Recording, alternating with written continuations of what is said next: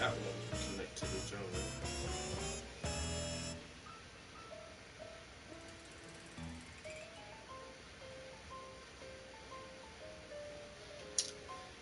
It's making me sign in. What the hell?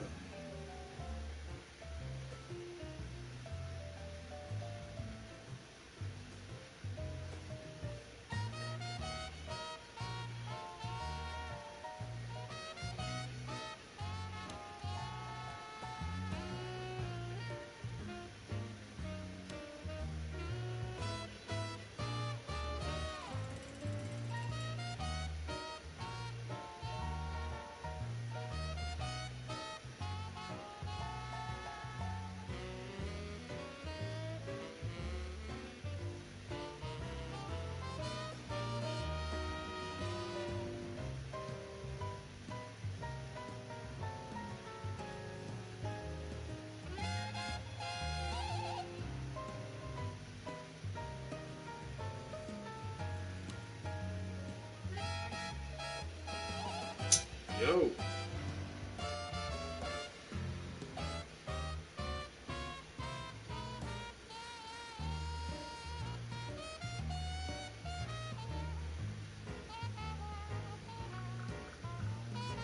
Bruh, for some reason I cannot log into this damn PlayStation app.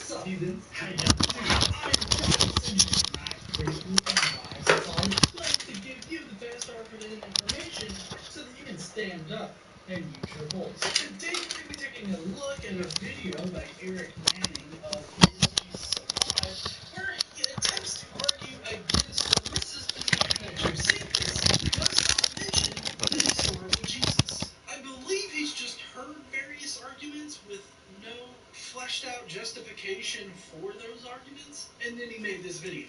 As I'm sure you all know by now, Josephus does not really mention the Jesus of the Bible, nor his brother James.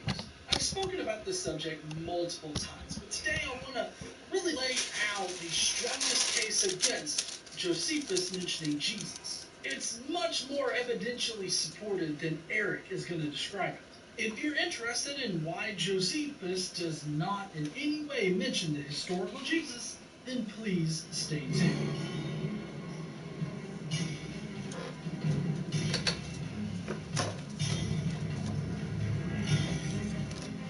You know who Josephus Flavian was? Of the Constantine Empire? It's called Crestus. It's going to contain all of the information that I am presenting here today. Some of it's not in there yet, but it will appear in there when I get it updated. I am on the precipice of releasing a really massive update to the application, so definitely go and get that right now so you can have the most up-to-date information defending mythicism at your fingertips. So go check that out today. I would really appreciate it. All right, let's get into Eric's video. Skeptics often ask why contemporary historians fail to mention Jesus. The typical Christian reply is, we have several who do this, notably including the first century Jewish historian Josephus. Here's where hardcore skeptics will say, fake news. Josephus never really mentions Jesus, and of the two passages about Jesus found in Josephus, one is fake and the other isn't referring to Jesus at all. I wonder why. Yes. Because I would agree. This is the position that mythicists would take, but that's because that's where the evidence leads. Okay. Most apologists conveniently ignore all the evidence that refutes their points. And so they end up cherry-picking an argument that makes it seem like they are just ignorant of the academic research that's contrary to their own position. I gotta say, I find this reply to be a little bit odd. Even very skeptical critics of Christianity like Bart Ehrman believe that Josephus refers to Jesus. So where are these Jesus mythicists getting this stuff? Academics who are not Bart Ehrman or apologists? In case you don't know what passage in Josephus he's talking about the Testimonium Flavianum. Now he's about to go through the existing Testimonium Flavianum that we have, and then a proposed one that has no evidentiary support. So what did Josephus allegedly write about Jesus? Here is the famous Testimonium Flavianum, and it reads, about this time lived Jesus, a wise man, if indeed one ought to call him a man. For he was one who performed surprising deeds, and was a teacher of such people as accept the truth gladly. He won over many Jews and many of the Greeks. He was the Messiah. And when upon the accusation of the principal men among us, Pilate had him condemned to a cross, those who first came to love him did not cease. He appeared to them, spending the third day restored to life, for the prophets of God had foretold these things and 1,000 other marvels about him. And the tribe of Christians so called after him is still to this day not disappeared. Now the quotes in red are what scholars would say are doctored by later Christian City boy in the country. You see why. Josephus was devoutly Jewish, and no real Jew would have said these things about Jesus. So what do scholars think the passage actually said? Well, rather than throwing the baby out with the bathwater, most historians believe that the passage is genuine, just touched up. It's a bit like finding a mustache on a copy of the Mona Lisa. Yes, but just like with the Q document, which is hypothetical,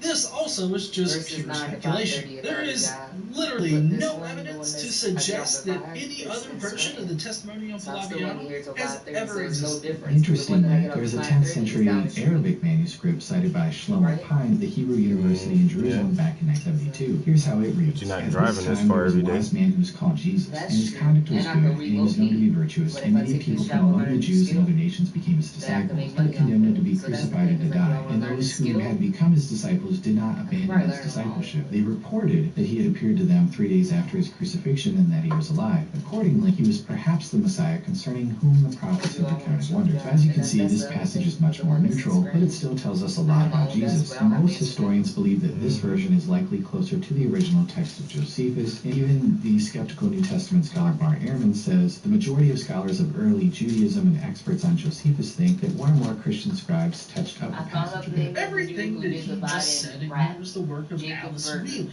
Oh yeah, I went to his channel. All existing versions Yeah, I had to figure that shit out too, yeah. including the Arabic and Syriac versions, all ultimately stem from Eusebius in the 4th century. Between 220 CE and 320 CE, the Testimonium Flavianum seems to just pop into existence out of nowhere, almost like somebody just inserted this passage into Josephus's work. Now, Wheely does go on to suggest this highly convoluted way that Josephus could have written the Testimonium Flavianum as it exists now. But just because she's wrong in her conclusion should not detract from the fact that she conclusively proves that all extant versions of the Testimonium Flavianum ultimately stem from Eusebius's version.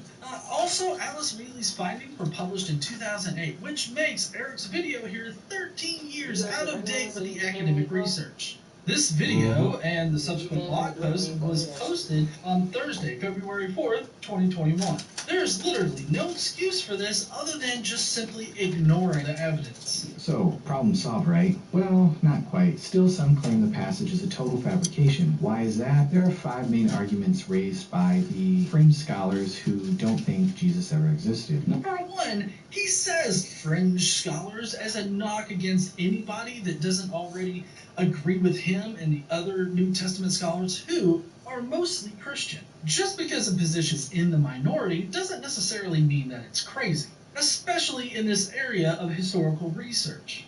Originally, we considered Moses, Abraham, Noah, and all the patriarchs of the Old Testament to be real individuals that lived in the past. It was the fringe scholars at the time that overturned that consensus with a new consensus, that they didn't actually exist in history whatsoever. Eric, instead of trying to poison the well against these scholars, how about you try refuting their evidence? Which brings me to my next point. Now, I'm not sure what 5 arguments he's managed to gather, but I do want to present the most defensible position against the authenticity of the Testimonium Flavianum.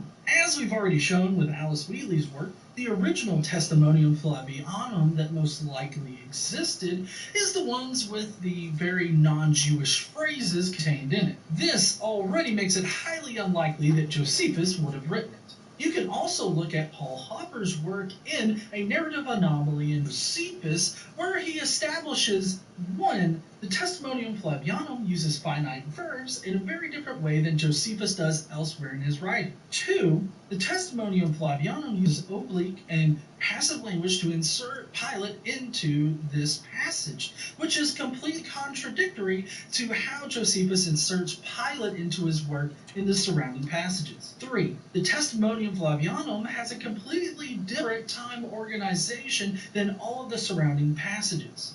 4, the Testimonium Flavianum seems to be absent of a plot, which is completely contradictory to all of the passages surrounding this passage. And finally, 5, the Testimonium Flavianum would only make sense to Christians. G.J. Goldberg has established a link between the Testimonium and the Emmaus Road story in Luke's Gospel. There are 19 parallels in both of these works. It's not just the fact that the parallels exist, it's the fact that these parallels exist in the exact same order in both works. This makes coincidence highly unlikely and dependence highly likely. Ken Olson has also established multiple parallels in both language and content between Eusebius and Testimonium Flavianum. This coincides with the fact that the Testimonium seems to pop into existence right around the time Eusebius was the caretaker of the library that Josephus's work was contained in. Louis Feldman has also come to the conclusion that a Christian like Eusebius most likely wrote the Testimonium Flavianum. Phrases such as wise man man, worker of amazing deeds, teacher of human beings, and Christian tribe are used by Eusebius to describe both Jesus and Christians, but are otherwise unused in the rest of Josephus's work outside of the Testimonium.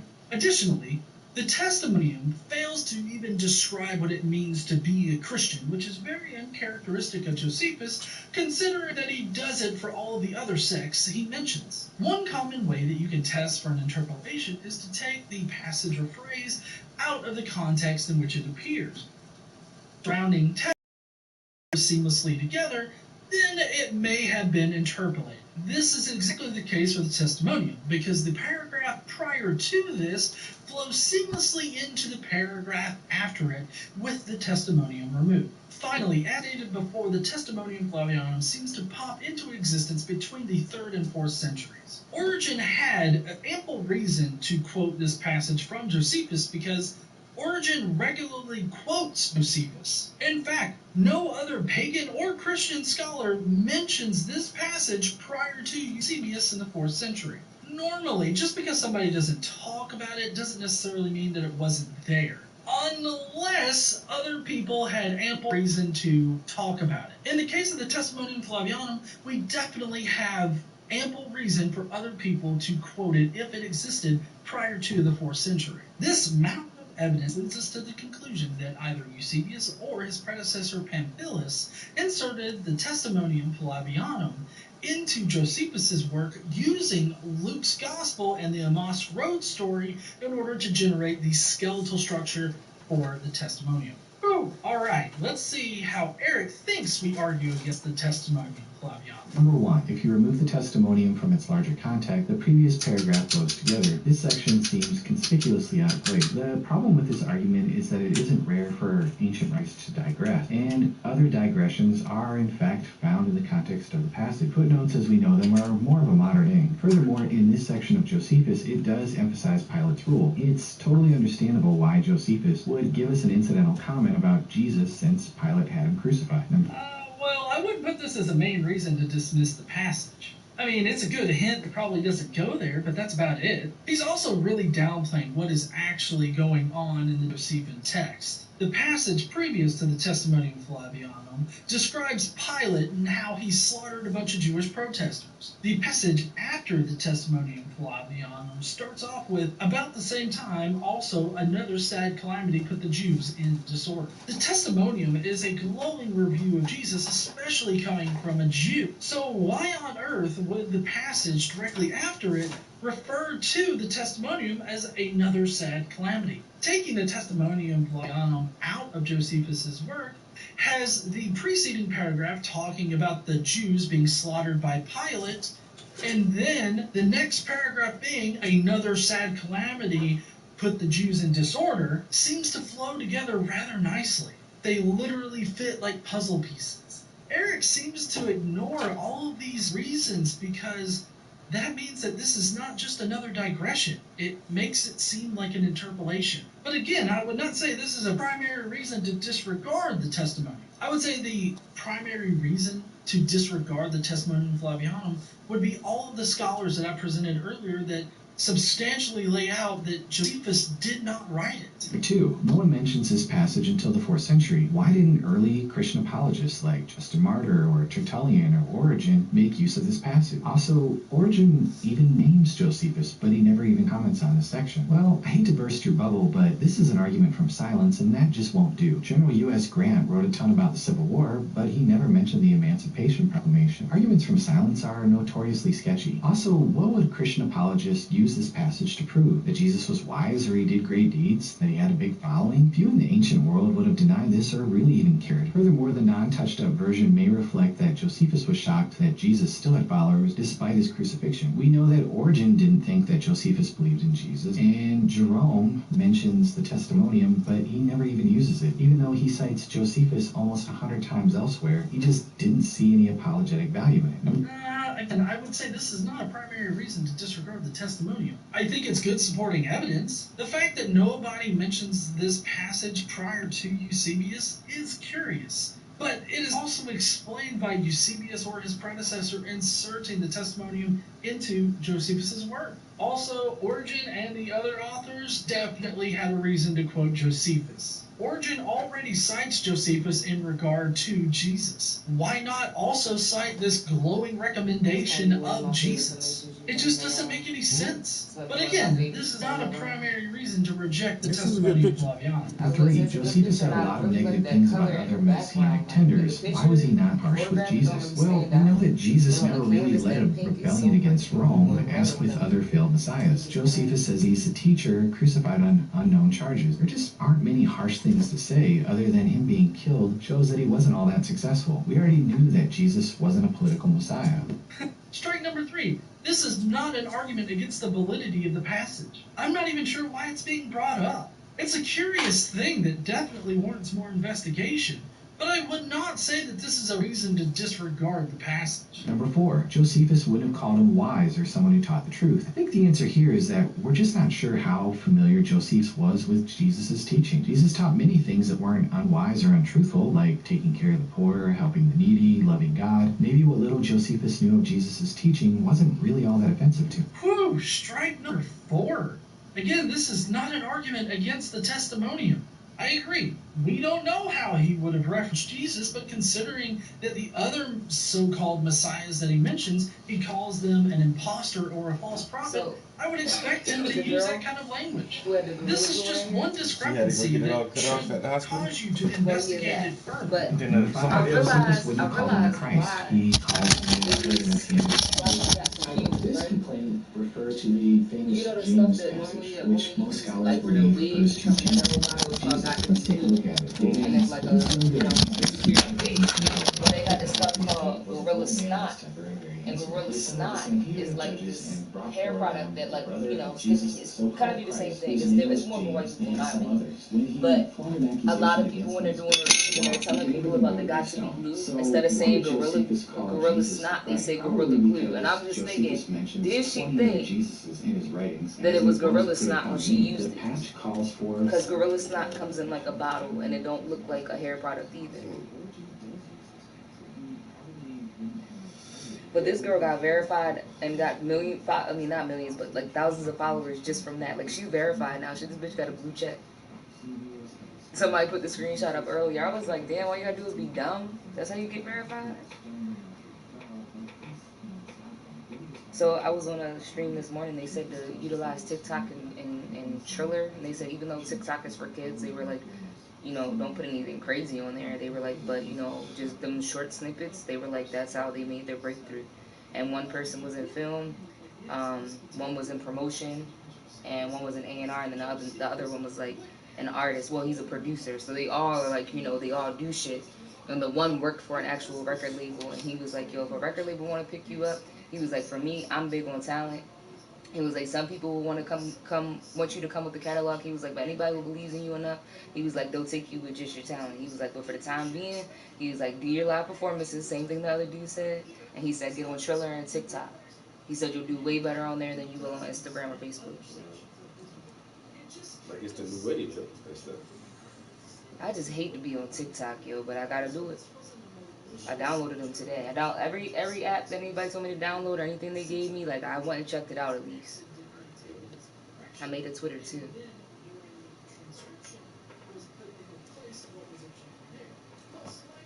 Yeah, I haven't. Well, I check Twitter, but I don't post it on Twitter. Like the story that I heard about the dude killing his neighbors and then killing himself. I read that shit on Twitter. They had the whole video on Twitter. I was like, oh, they were talking about it on Clubhouse yesterday. I'm like, yo, that shit was down the street. She was like, for real? That shit right in the yes, neighborhood. Over snow.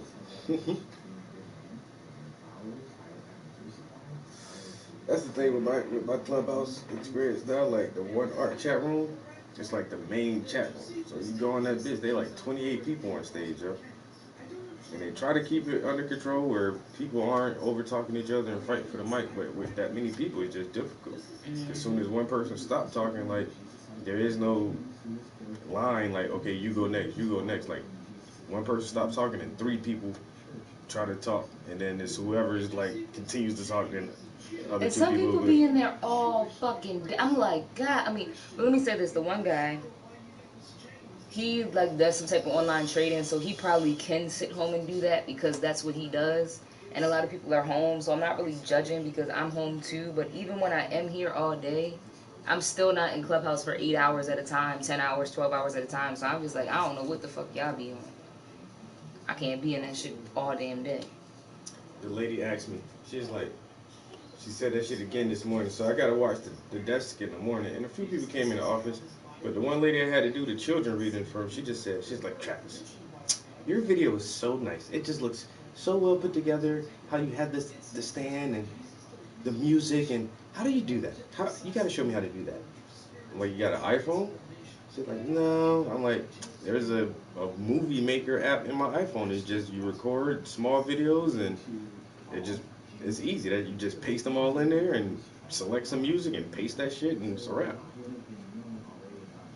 But I told her I will like look up some shit for Android and see if there's an Android movie app, and so she can try that shit too, yo. Yeah, that would be dope.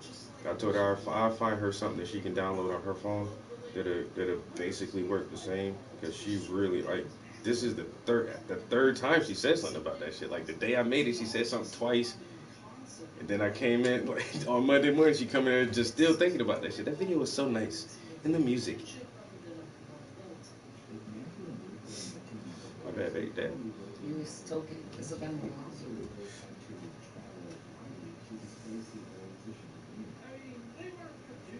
Yeah, all the women liking that last post, and it's just like,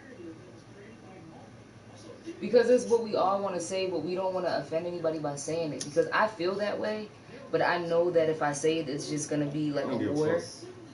I don't give a fuck. And then my gay homeboy, I saw that. and then he said something about the guy. He a gay Christian. He a gay Christian Mason. not John. You wearing a lot of hats, bro. And I post something about God is a dick. He was like, this and that. And then somebody said, well, if it's too much energy for you, why did you even make a post? You got the wrong one, Miss Man. Okay. I was like, I'm not even gonna get in between that. Like, but I just hate when people start arguing on posts that I make. Just like, don't do that, guys.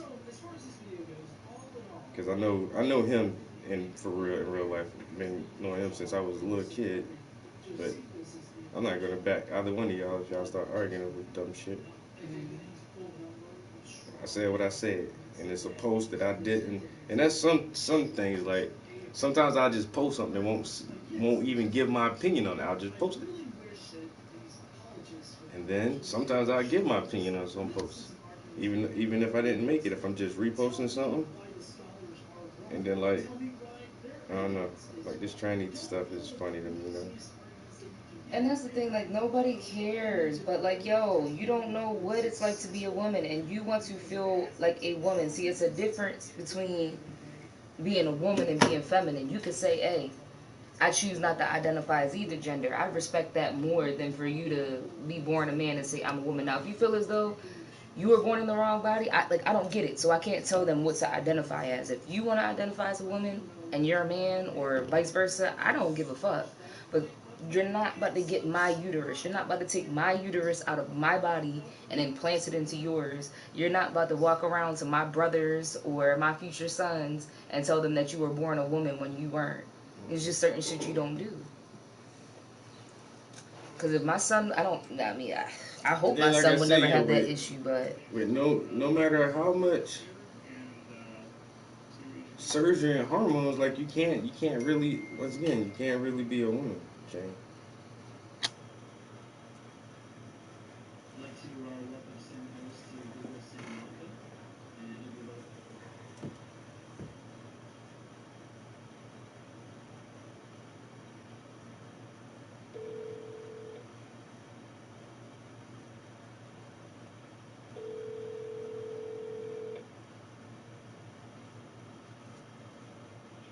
Hello? Hey, Jane. Hey. Dominic got the job. Oh, he did? Fantastic. Went in there, did a good interview, got hired, and I actually took him up to where he's supposed to be. The guy wanted him to start tomorrow, but he said he asked can he start Wednesday so he can have a day to get everything in order and get ready, and then it is supposed to be kind of rough with the snow tomorrow. But after we left his interview, I took him up to the mountain, up there on Montage, and so we went exactly where he needs to report to. Wednesday morning at 8 o'clock, he saw the place. He was on the phone with the hiring manager while we were looking at it. And he directed us right there, Wow. and so he knows exactly where it's at. The guy said he needs to give him a text message with first name, last name, name of bank, account, routing number, last four of social, and he'll be able to punch in and punch out and get direct deposit. He came back to the place. He wanted a backpack. I couldn't find a backpack for him. He said he'll be working outside a lot, so I did get him an extra coat, and I got him a sweater, and I gave him a couple pair of socks. But that's fine. yeah, he wanted a backpack and gloves, and I told him we didn't have that. But he was really happy, and he thanked us 10 times 10. So. Well, thank you very much, because I would have done that gladly, but I had that meeting in the prison today. We've been waiting to figure out what we're going to do and how we're going to go back, and it was supposed to be last Monday, but because of the snow, it got postponed until this Monday, so I was like, I knew I couldn't do it. Yeah, but no problem. Thank you. That's why I want to be a part of the team. That is great news. Yep. See, we're going to get you on our team whether you like it or not yet. I want to be. And Surely. But tomorrow, like you say, I'll start researching some other programs from different states and counties and see what they got going. Mind, No, that would be great. yeah, not at all. And I'll definitely get on that ASAP. And if you see any curriculum, like materials or anything like that you think could be beneficial, especially costs, because we have to predict all these costs ahead of time. So if we have True. a general idea, it makes it a heck of a lot easier. Yeah, I'll definitely keep that in mind. Okay. Well, thank you very, very much. No problem. You have a good evening. All right. If you need me for anything else. I will. All right. Thanks. Hey, Jane. Hey, Yeah. did you get that flash drive out the computer lab? Yes, I did. Okay, I went in there and Mike, who does the tutoring? Mike. Yeah, Mike. He was in there and he said he didn't see it, and then I went to check your office, and that's when they told me you were at a meeting. So I just wanted to make sure you got it. Yeah. No, I didn't. I got it. So no worries. Okay. All right. All right. Check it later. Thanks. Bye. Bye. Yeah, I work with some cool ass people, yo. And she's like project lead, but they just cool ass motherfuckers, yo. Swear to God. I ain't never had no job like this, yo. Like that was part of my job today, take somebody to an interview. Like who gets paid to do that? Just make sure the dude gets a job. So this is some interesting ass tea. Schools are now allowing students to opt out of Black History Month. I don't want to participate. I'm not with the niggerdom. All this Ain't that some shit? all this niggerosity, it don't suit me well in my soul. Can I opt out? Oh, this Black History lesson? I'm gonna go sit in the cafeteria until y'all finish learning about. Ain't there a black lady in the White House right now? Ain't she supposed to do something about this? Supposedly a black lady Biden, in the White House. where Biden at? What y'all finna do?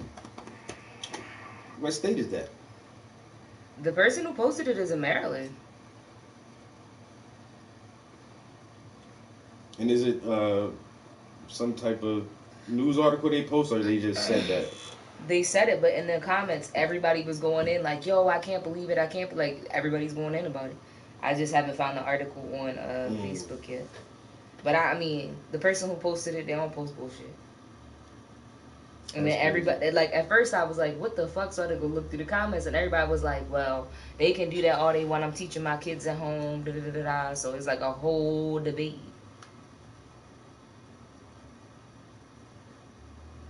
But that's the thing, you gotta educate yourself so you can educate your kids in the gaps, you know, because they ain't gonna fill in all the They gaps. don't tell the truth about the white history either, so.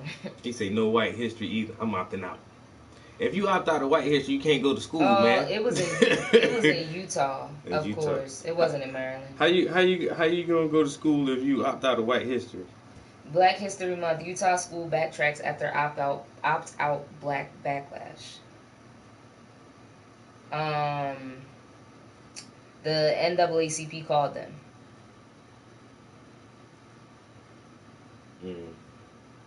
He said, "I'm in Utah. Well, no Black History Month for you, man. You ain't got no shit about nobody. Probably don't got no black kids in their school. Do we got a Native American History Month? Why don't we learn about that shit? There's an Indigenous Peoples Week. I know that. A week. Well, like during Thanksgiving, like that. Like I know for and me, Thanksgiving, like Indigenous Genocide well, Day. that's what I was gonna say. Like on Thanksgiving, I posted something about like the Indigenous movement, and when I tell you, I literally got 0 likes on it. Nobody liked it. But if I would have posted my plate of food, 100 likes. That part. I know that's right. Period. Hey, more power to you, bruh. Hope you know your math. I can't teach my kids math. Way to calculate. And then my teacher told me, "Oh, you gotta know all your multiplication tables, cause you ain't gonna always have a calculator with you." I bet you was wrong. You was so wrong. You know what?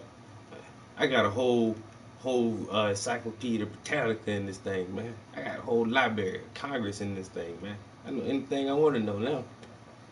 I'm saying I can teach myself. I go to YouTube University right now and learn anything I want to learn, and then order all the shit I need off of Amazon.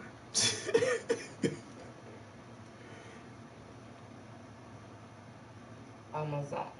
Yeah, that's the whole point, man. They feed you the same couple stories, man. Harriet Tubman, Rosa Parks, goddamn George Washington Carver, his peanut butter, Martin Luther King, and his Netflix march. be like Black History Month. Yeah, dum-dum. Come see yourself be whipped and be a slave. This again. Or would you prefer picking cotton? They ain't gonna let you listen to Naeem Akbar about breaking the chains of psychological slavery, cause we still fucked up here.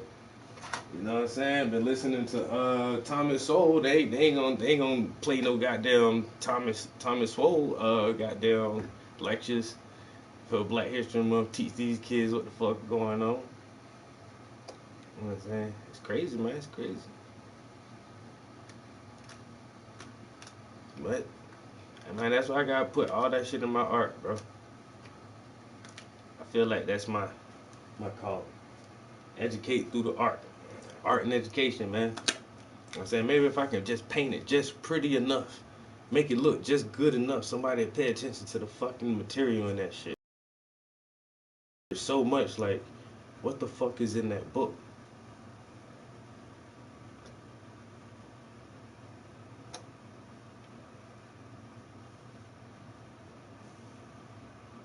Never you change this, yeah.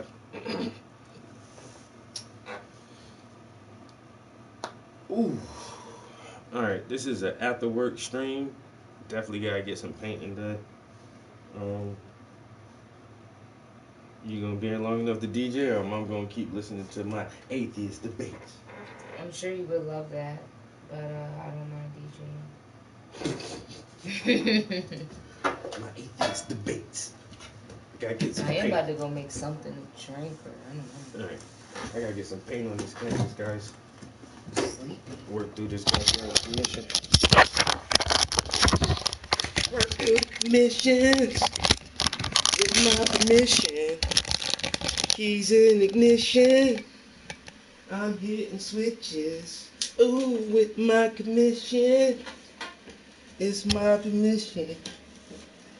I'm in a position to change my conditions. Oh, my commissions. New dimensions. Dun, dun, dun. How about Cause we politicking.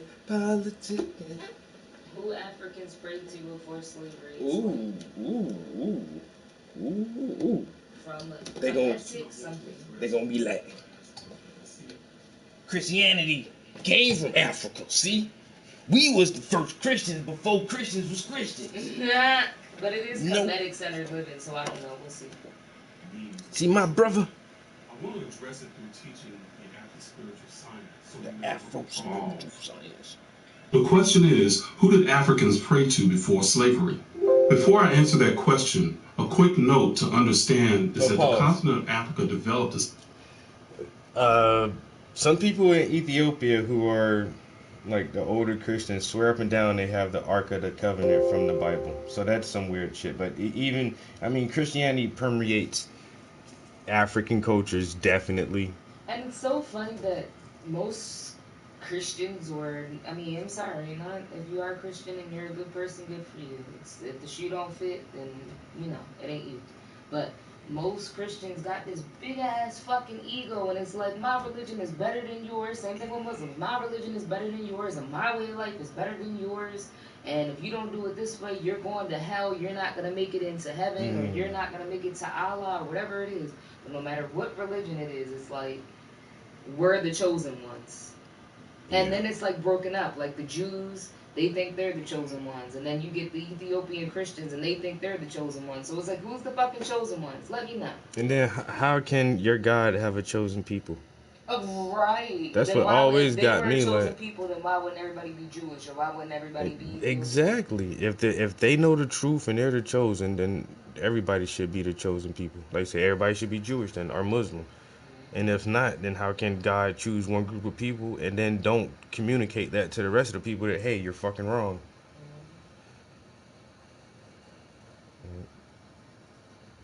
We about to see.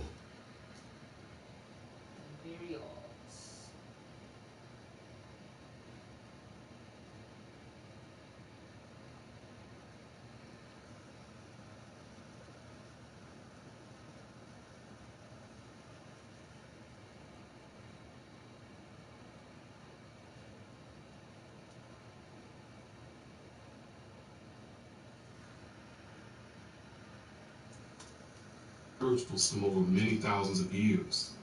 A deeper look into the spiritual systems around the continent will show you that many of them had the same ideas conceptually, but called them different names, the same as we do today with God and Allah. What we know as borders and countries in Africa didn't exist until the Berlin Conference in 1884. The Kemetic system that most of us are familiar with is the one I will be referencing, and is one of the most recent ancient African spiritual systems. They're a system we know the best because they left it in stone. Again, the question is, who did Africans pray to before slavery? The quick answer is this: they didn't pray to anyone because they knew they were gods. The question itself presumes the idea that ancient Africans were religious who worshipped, prayed, and thought as we do today. In modern times, our thought processes and paradigm have a completely religious bias. We must reorient our thinking from religion to spirituality. The ancient Africans had a completely different but holistic paradigm based on spiritual science principles. Before I move forward, I want to make sure we're on the same page, so I need to define and explain the difference between religion and spirituality. I also want to express that I'm speaking about how these ideas are practiced in our daily lives and not necessarily a strict book interpretation. First, religion. Religion is something that you're taught. In the case of the Christian religion, it's based on a set of doctrines and dogma. Coffee, tea, snacks, you want fruit snacks, or eating other stuff? I got snacks up here and I got juice up here. One must accept and follow in order to belong to the religion. Second, spirituality. For the ancient Africans before slavery, they would say that spirituality is what we're born with. It's recognizing that you are a soul in a human body. It's being in touch with your own divine self. It's your natural state. Spirituality is ancient. It's based on ideas that you are a unique aspect of the Creator with a unique spiritual and life experience. I know from experience as a Christian, we were taught that religion and spirituality are the same thing. They're not. The idea of a unique spiritual experience was a theological threat to Christianity. Eliminating that. Oh shit, my cousin just sent me an audio file, bro. My cousin just sent me an audio file. Let me see what this shit is.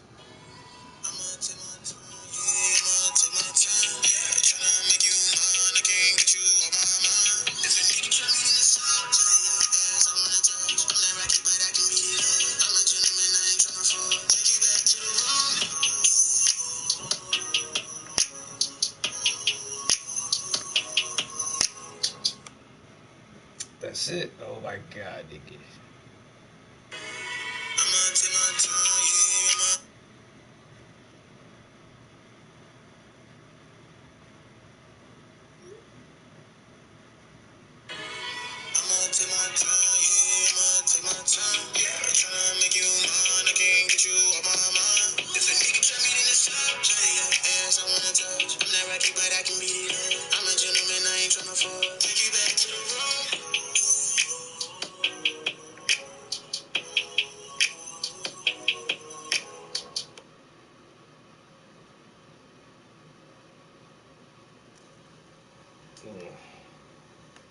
Cousin putting that work in. Putting in that work. Threat to individuality is an aspect of religion to this day. Christian fathers essentially despiritualized the ancient teachings. In the ancient African paradigm, the real you is the ka, or soul, not the physical body. For them, the ka emerged from the source of creation. Two major points to understand here. Number one is a ka, or soul, is what ancient Africans viewed themselves as, not the physical body.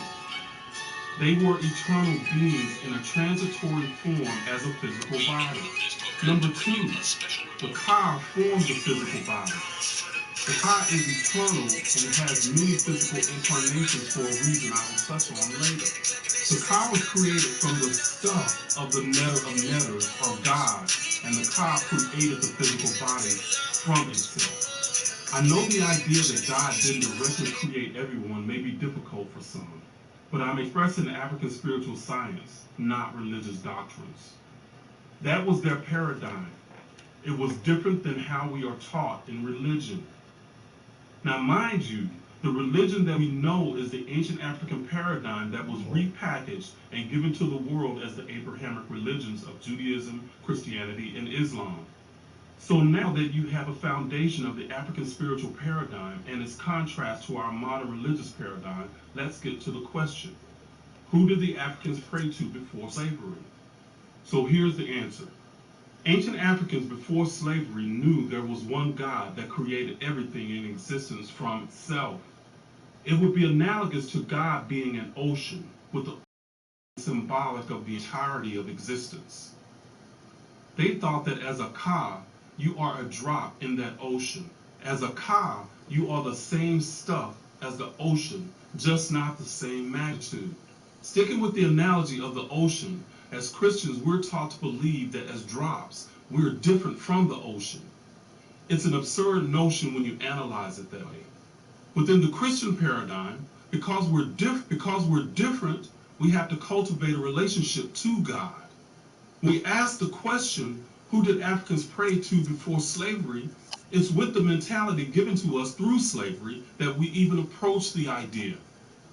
Again, it presumes the ancient Africans thought religiously as we do today. They had a different, holistic, and more empowering paradigm. Sticking with the ocean analogy, ancient Africans didn't pray to the ocean. They recognized that they were aspects of the ocean and it was in themselves. They would say that the ocean is a multitude of drops. That's logical, right? That's the ancient African spiritual science concept. The ancient Africans before slavery, understanding that they were drops or gods and goddesses, would seek to express and harness the power of the ocean already within and through their God self. The aspect of the God self they termed the higher ka. Through a religious paradigm, we have been taught to pray to something outside ourselves, believing that we're separate from God and need to cultivate a favorable relationship with God.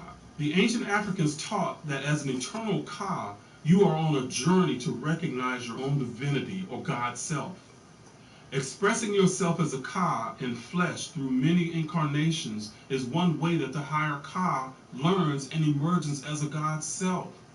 As a human being, you simply work daily to strengthen your awareness of the connection to your higher Ka for guidance. Knowing they were a Ka, the ancient Africans didn't pray to something.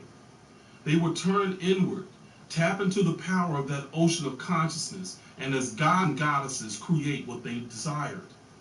Today, because we've been sold and bought the repackaged religion, we've forgotten who we are and feel powerless. We mostly pray for that repackaged God out there to rescue us, because the belief is that we don't have the power to do it ourselves.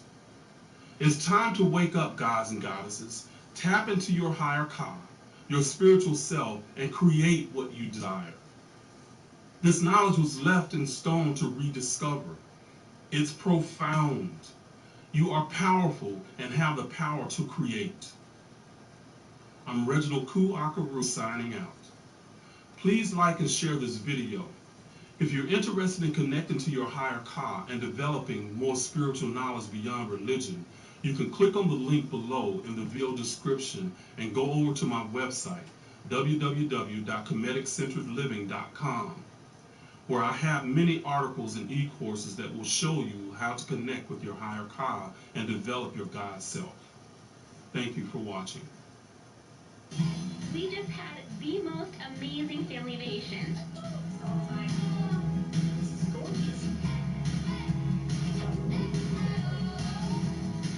Vrbo makes it super easy to find the perfect vacation house.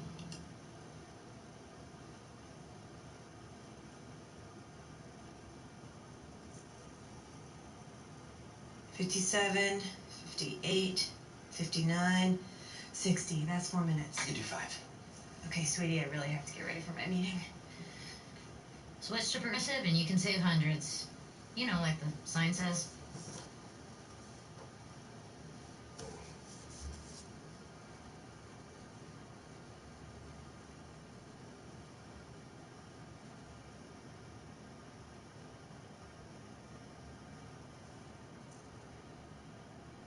Everybody, let's try that again. Good morning, everybody. All right. What school do I have represented here this morning? All right, good. I'm glad to have y'all in the house. Again, we had y'all here for our Martin Luther King Jr. Program, correct? Was it? How many of you all were here at that program? Was anybody here? Okay, there's a few of you here. Good. I'm glad to have you back. We are getting ready to start now. This is African History Month. Some call it Black History Month. Some call it Negro History Month. We are Africans, and so we start from the foundation from where we are. My name is Dr. Kalfani. I'm the director of the Africana Institute, and I'm also the director of the Center for Global Education and Experience. And I welcome you all who are not Essex County, our students and staff. I welcome you all here. Our celebrates our 7th annual Garvey and Nkrumah lecture series. So I ask everybody to please turn off your phones and be ready to take some wonderful notes, because you're about to hear some words from a brother who is a long-time educator and fighter for our people. Somebody who is definitely somebody to watch if you want to see and understand the problems and experiences and the solutions to some of the things going on in our community. He's been involved in lots of documentaries, and he's been on the speaking circuit for quite some time. But that's a little ahead of my actual introduction. The first thing we want to do is that we're going to start with libation. And so I'll ask you all to, libation is a participatory thing, so I ask you all to join me. Right now we're going to pour libations. Libation is an opportunity for us to pay tribute to those who came before us. We know that we didn't get here by osmosis. We didn't get here by our money, our good looks, or whatever else. We got here because of those who sacrificed before us. And so as we pay tribute to those who sacrificed before us, we take a moment out. This is really taking time to pay tribute to their contributions, to their sacrifices, to their successes, to the trials and tribulations that they may have been through. And it's an old process, right? So even in the neighborhood, folks do it today. They just don't recognize what it is. So if someone passes in the community, oftentimes will come on and say, pour something out to one of the homies. But that's libation. It just happens to be something that is very old, and folks do, and they don't even know where it comes from. So, but today, what we will help you to understand where that comes from. It's an old thing. It happens in most African countries. They do it with water. They do it with other kinds of things. A lot of places they use gin, other kinds of alcohol, because the spirits, the ether in the air, the ether of the. Yo, pause that for a minute, babe. Water. Water is the cycle of life, right? So water in and of itself.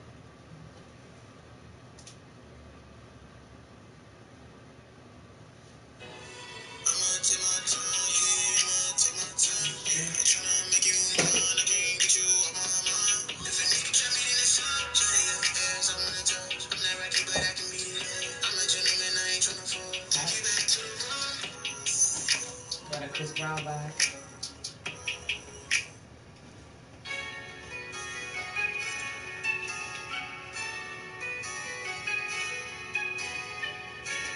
We interrupt this program to bring you a special report. You know that.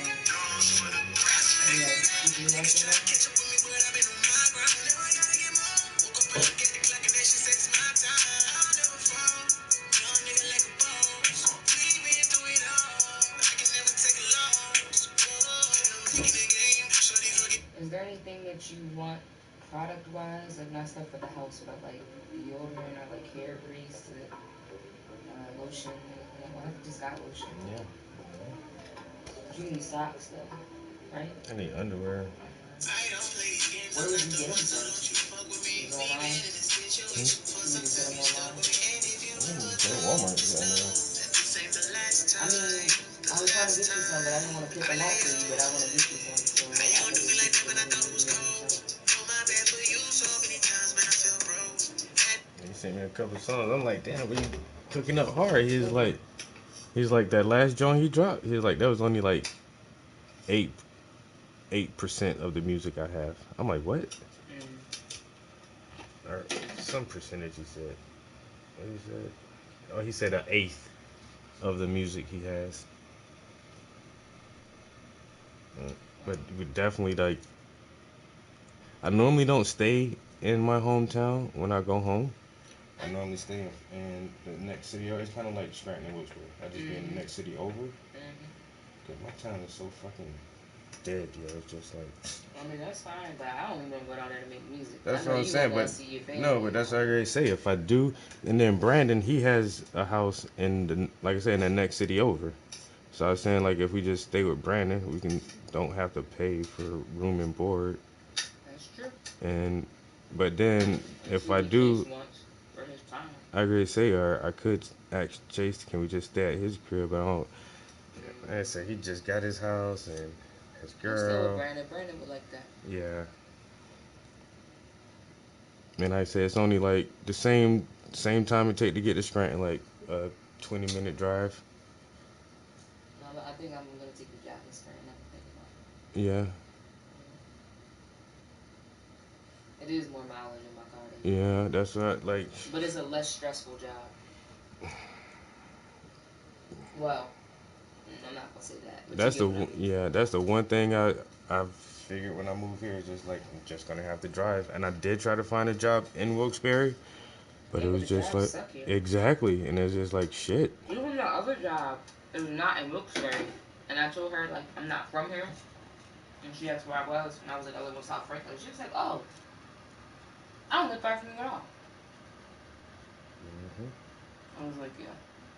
But when you look at the highway in the morning, it's weird. Like a lot of people who live in Scranton work over here in Wilkes-Barre, and a lot of people who live in Wilkes-Barre work in Scranton. That's what I said. It's so weird.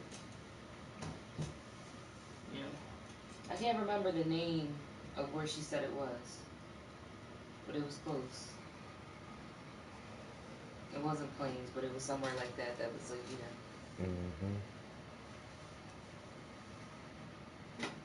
Yeah. That's why I figure, like, if I'm gonna be getting paid the same amount, I get paid a little bit more. Other one is closer, maybe like 15, 20 cents more an hour. But that's not gonna make or break the job. Mm-hmm. But it's like they are paying the same, and this one is closer. But again, I'm gonna have to be talking to people on the phone, and I don't mind. But if I can sit at a desk and do computer work or admin work instead of actually like dealing with people, and I can like deal with the company side, I'd rather do that and work within the company than have to deal with the public. Yeah, this is about to be my first research project I have to work on. I don't know.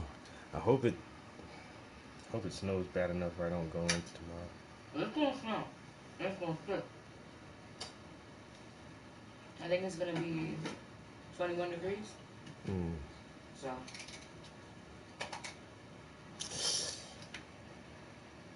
Then I should ask Jason if he can do that now.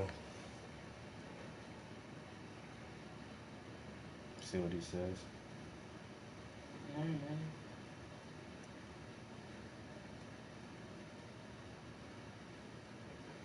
Let's see. My weather app's back.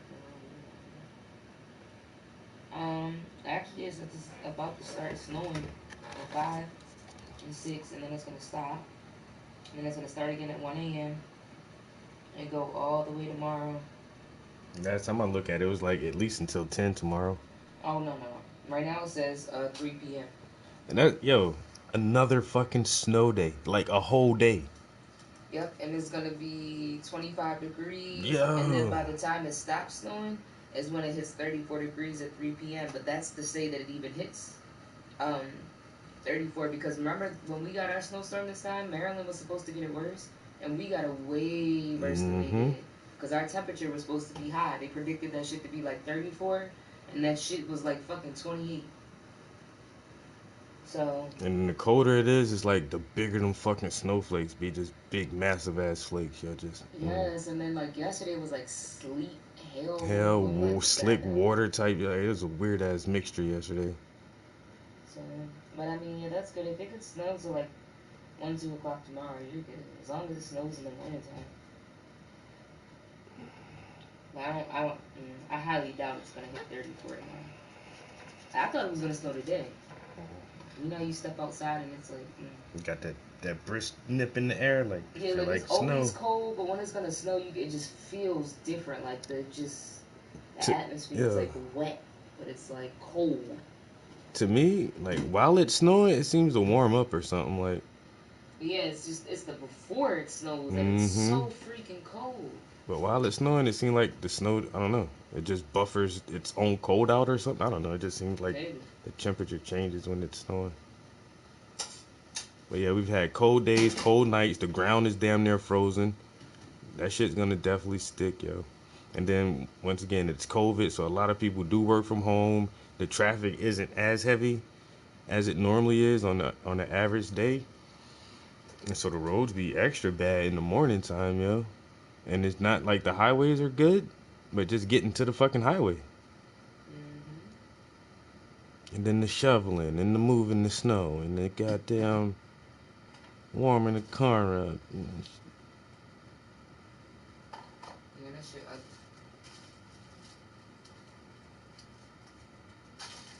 ugly.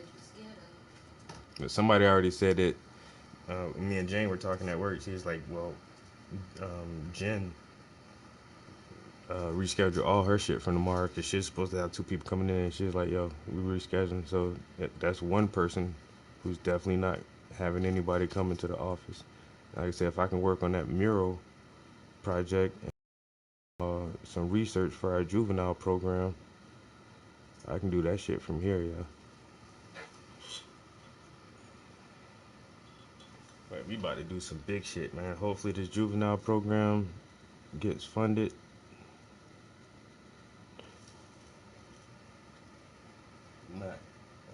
Earth is ghetto. Hey, I was trying to see because then it said the name is Aaliyah Sheffield. But her name on her thing is, oh, it says Nikki Aaliyah. Okay. Cause I was like, yo, if she's not the person who made this song, I'm fucked up in the head. But this shit was on like, what's it called? News Today, Today News, whatever it's called. Oh damn. Everyone gets 6 eggs, pancakes, And this shit's only been out for a couple of months, and like this shit is viral. She didn't get dolled up for the video or nothing. She came up in there like, bitch, I'm tired. Earth is ghetto. It's ghetto. I wanna leave. Can you pick me up? I'm out on the street by the corner store. You know the one on 15. Got a bright shirt on, so I'm easy to see. I've been down here stranded indefinitely. I can't reach my planet, but I need to leave. You should see these people. It's hard to believe how they treat each other. It's hard to conceive. Oh, Earth is ghetto. I wanna leave. Oh, Earth is ghetto. I wanna leave. I wanna leave. They got their hungry, starving, nothing to eat. The homeless living out on the street, and the sick are dying. Cricket police, politicians lying, criminals on the street. I got 5-volt fuel if you need it from me. I'll sit in the back if we riding too deep. Better lock the doors, people are stealing cheap. Roll the windows up so we can ride off in peace. Oh, Earth is ghetto. I wanna leave. Oh, Earth is ghetto. I wanna leave. I wanna leave. I've been down here stranded indefinitely. I can't reach my planet, but I need to leave. You should see these people. It's hard to believe how they treat each other. It's hard to conceive. Oh, Earth is ghetto. I wanna leave. Oh, Earth is ghetto. Oh, Earth is ghetto. I wanna leave. Earth is ghetto. Oh, Earth is ghetto. Oh, Earth is ghetto. I wanna leave.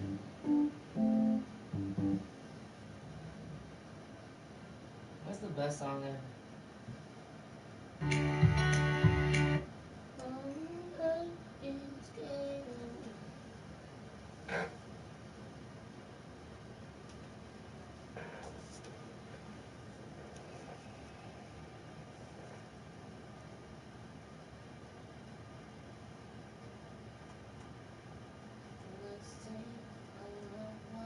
Three random strangers make an awesome song. Let's listen to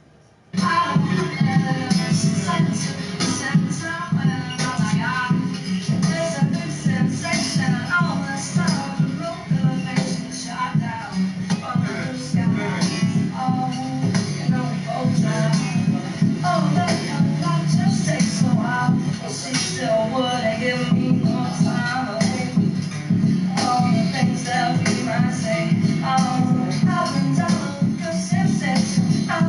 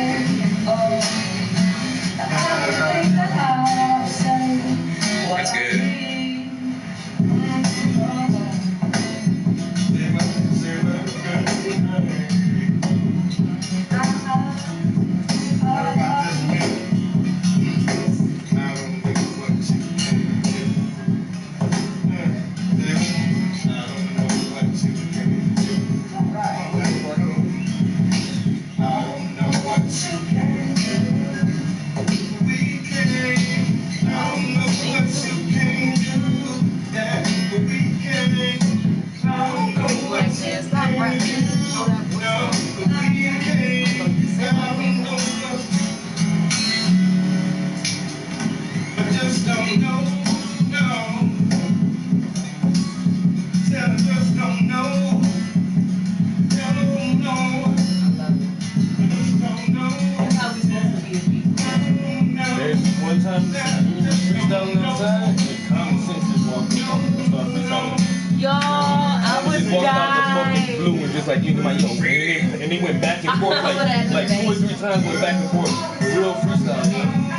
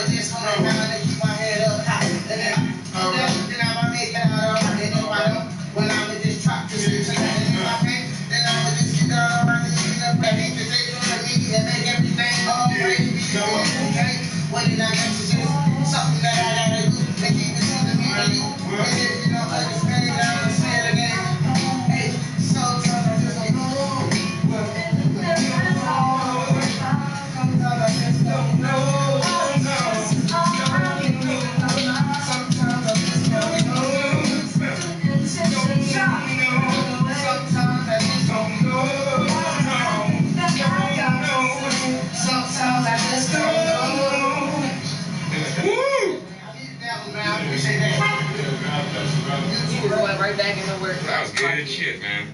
I know that's right. You say I needed that shit. That just brightened up my damn day, bro. God damn. Motherfucker bust a little rhyme, a little singy. Woo! Hey, what you did on your break? Nigga, I just made a song, I nigga. just don't know. They killed that shit. Asking random people to freestyle on my beats. I don't even know who he is. Possibly the best rapper in Chicago, murdered every beat. Let's see what they say. Freestyle. And I'm gonna record the whole thing. Wait, what? My big cousin and little cousin called me up. If you're gonna record the whole thing, you gotta do more than one track. You gotta do like 4 or 5. The people want it. I need it. If this Let's nigga, go. if he keep playing him, I'ma go. You got it. Yo, that's Kill Bill. Since I dropped one too. This the first one. That's bull music. But the beat, that's the kid, that music come from Kill Bill. Whoa. They're not the first person. Hey. My flow so sick. Funny people thinking we blow so quick. High horse lately, I've been on my polo shit. Porta potty with it on my solo shit. Nigga dolo, now I gotta grow more quick. Rapping since a shorty, now I know more shit. I've been in marketing and how to promo shit. Man, and I ain't taking no more shit. Grass cut low, in case it was a snake in there. The status of the greatest in a minute, I'ma take it there. Though it's hard to make it here, ain't no unity when you side with Chicago. It's tougher than Jamaican here, real talk. Woo. And even though a nigga talent independent, it would never need label for adoption. I can't see a label benefiting off the labor I provided, so for me it ain't an option. And success a couple feet away, so it'll never be a day you see that we decay. Unlock a way and then you know we throw the key away or push it to the limit. DNA with Bo and Kanye. Hey, pitch black, I be singing in it. All alone like it ain't human being in it. Music about the piss in and I'm pinging in it. Judging off the fashion, but be going European with it. These mumble rappers all up in my way. I guess they mumble rap because they don't know what to say. Although they mumble rap is cool cause I will here to stay. And if you are like real hip hop, then everything okay. Go to the next one. Go! Give me another one. Go to the next Give me another one. Alright. You trying to make up for it, but you gotta come a little harder, man. I think something that was Give written. him something like I'm saying, people say that this. he's one of the best lyricists, but to say that he's one of the best rappers, I have to actually see your Is he song. freestyling or is that bars? He's not claiming he's freestyling, right? On YouTube, just pulling up instrumentals for me. You ready? I thought it seemed like a freestyle. What's next? What's next? I mean, he got verses he can spit on any beat. That's the that's like. And I'm gonna rap like a nigga.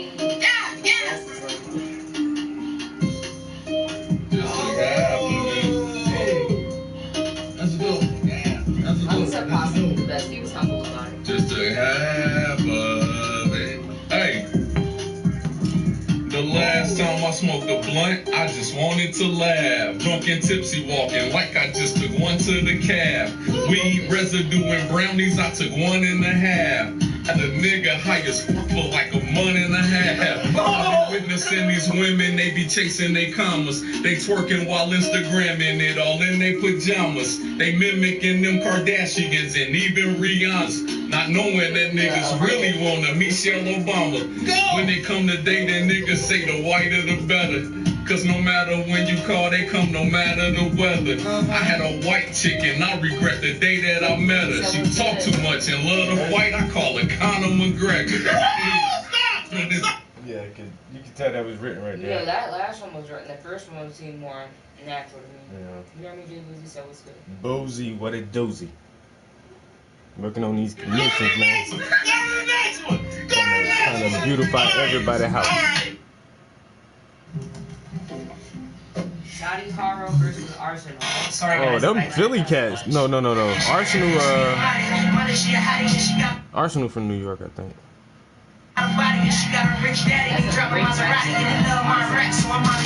He's not bad either, yo. Arsenal one of them cats, yo.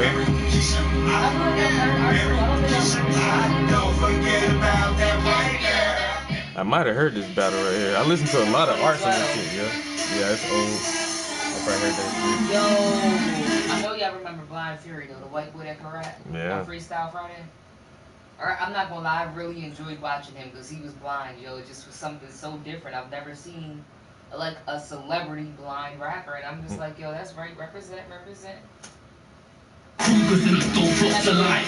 They want to know it's like I'm international. Go on a flight with a battle bankroll from the height. When I was still 13, full over the had the skills like me, so I came in the game. The guys from the UK today, that make music, they said, let somebody remix Ganja, but like when they remix it, do like the DJ remix, and they said let them change like the genre, but they said don't do it with everything. But they were like, you know, if you like Disclosure or you like rock music, whatever. I was like, I love Disclosure. They were like, let somebody do like a house or a techno remix or something like that, or a party remix, whatever. And I was like, that's a good idea. Didn't accidentally help build this scene, look at it now, what's the score? Why don't you make songs no more? Like do nothing, something horrorcore, cause my life ain't like how it was before. Wrote that shit when I was locked indoors, nowadays it's all flop on tour. Trip to Croatia and it's all paid for, wait till you see what we got in store. Before music reflected my feelings, felt like life never had meaning. Going where not ever achieving, till don't flop blew up, now I see it like every week. A festival season, getting one free every weekend. Better for me than it ever has been, I put in the work, I'm getting achievement. Battles with steady releasing me with the crew that we set up for me and develop the scene. Oh, this is Don't Flop. Fuck another intro. Make some noise!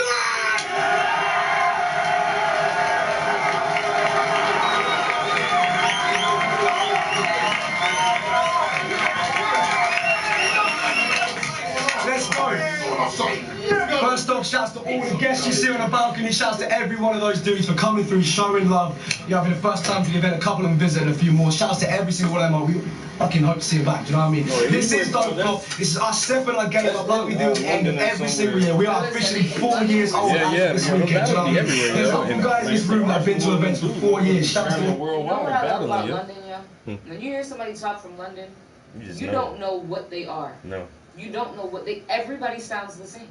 The one guy on the chat, he was like, I'm South Asian, but he sounds just like that dude. I'm The guy from London. Like, Pardeep, he's fucking from India. And that motherfucker lives in the UK. And I'm listening to him talk, and then I see this tall, 6'2" Indian guy on a fucking skateboard, and I'm like, what the fuck? They all sound the same. As when alright.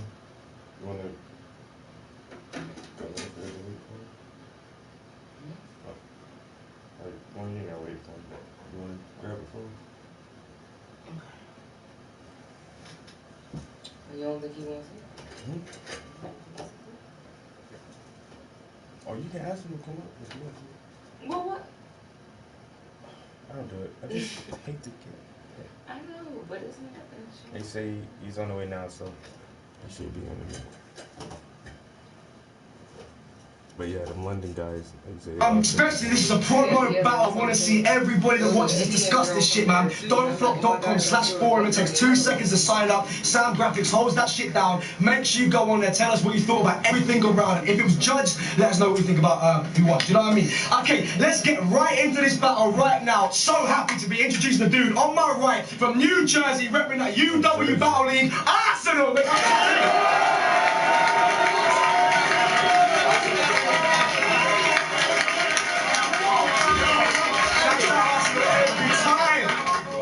You see their Twitters on the screen, go to their Twitters, like hit me on that Twitter, @Don'tflop, you know what's good, man. To the motherfucking left, from the Northwest, repping Manny, Brute Force Records.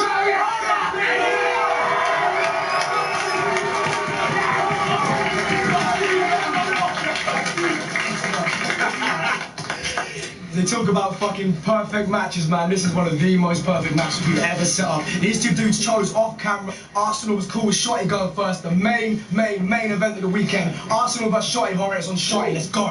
Yo, some said I wasn't gonna show up, but that's what I was not expecting that. This is Shotty Horror. He looked like a horror story. About, but I show up to the show to show off when the show's on for all of the crowd. I am here, applying fear like a 4-4 or a hawk in your mouth when somebody forces you to withdraw an amount more than a mortgage and house shopping storage account. It's just the accent. The storage account. It's like, that was bars, but you just sounded too nice when you said that shit. I'm gonna shove you through the door now. The door? I'm gonna tell you that you're a bitch and let it hit you in the ass. Like, alright, bro, you just sounded too nice. Arsenal just come up there like, I am pissed. Like walking towards that black zombie corpse in the ground after you used all of your rounds and you're not sure if it's down. Yeah! You are scared. All the London guys are like, ooh, and watch when the American go, they're gonna be like, nigga, I can barely understand. I can't understand. It's too rough. It's unfair. That's why he has to bring his mates to portray some John Gotti. But our name says it all. He needs an Arsenal and just need that one shot.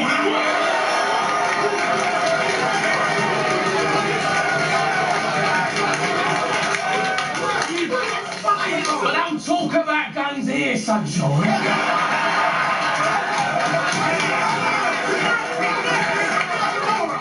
Cause you're not accustomed in our bits.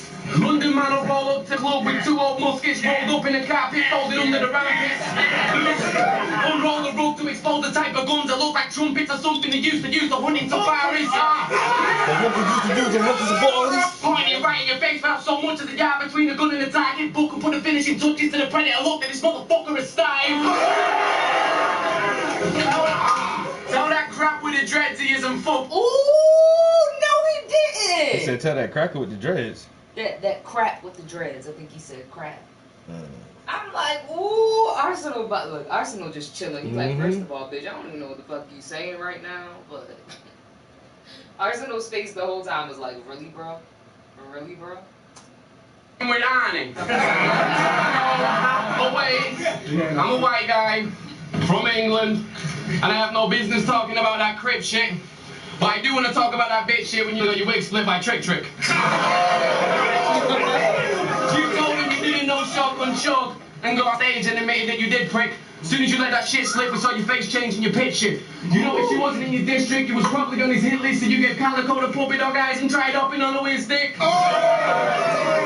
You denied knowing Shug like Peter denied Jesus. We can take this shit to the big licks.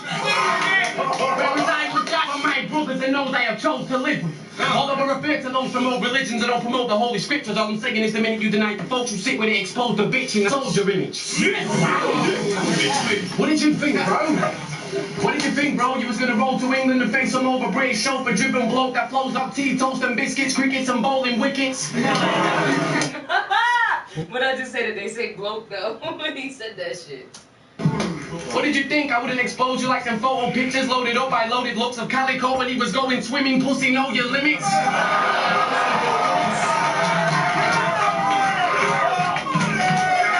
What did you think, bro? I wasn't as cold as most of them old folks in your old division, and I would have leave you voted with them. I don't give a fuck if it's no votes and no decisions. The people at home have a right to their own opinions, and opposing posts are gonna show the business. This is for the folks at home to witness. Focus. Listen. Listen. Shh. How could this man hear me? I'm leaving Arsenal in a predicament like Van Persie when they transferred him.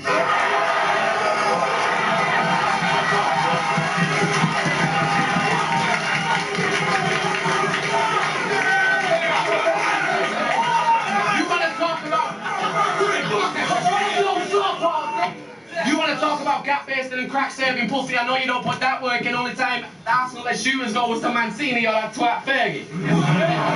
Says he's a gangster though. But if he's catching bodies, why is he touring?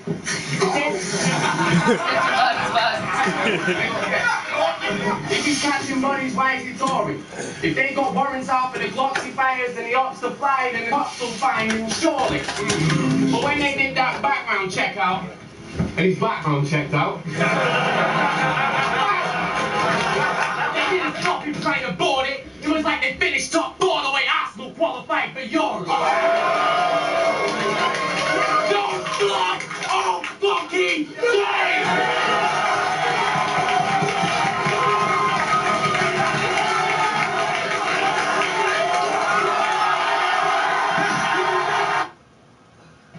Look good, guys. 6-6. Talked in right place, right time.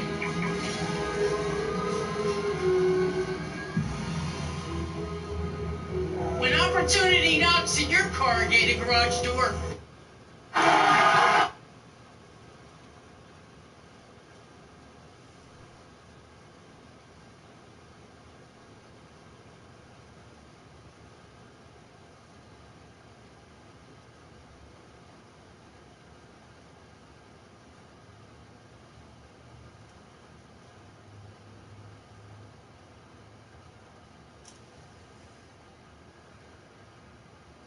What's good, everybody? What's the strain of the day? What y'all smoking on, drinking on? What y'all got planned for the week? What y'all want to talk about? What y'all want to listen to? Let me know what's good.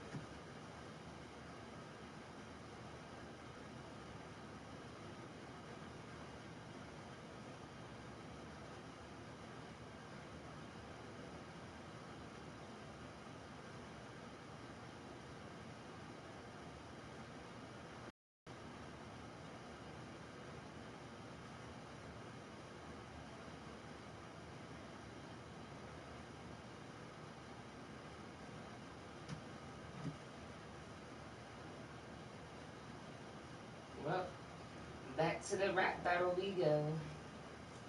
This is Arsenal from New Jersey.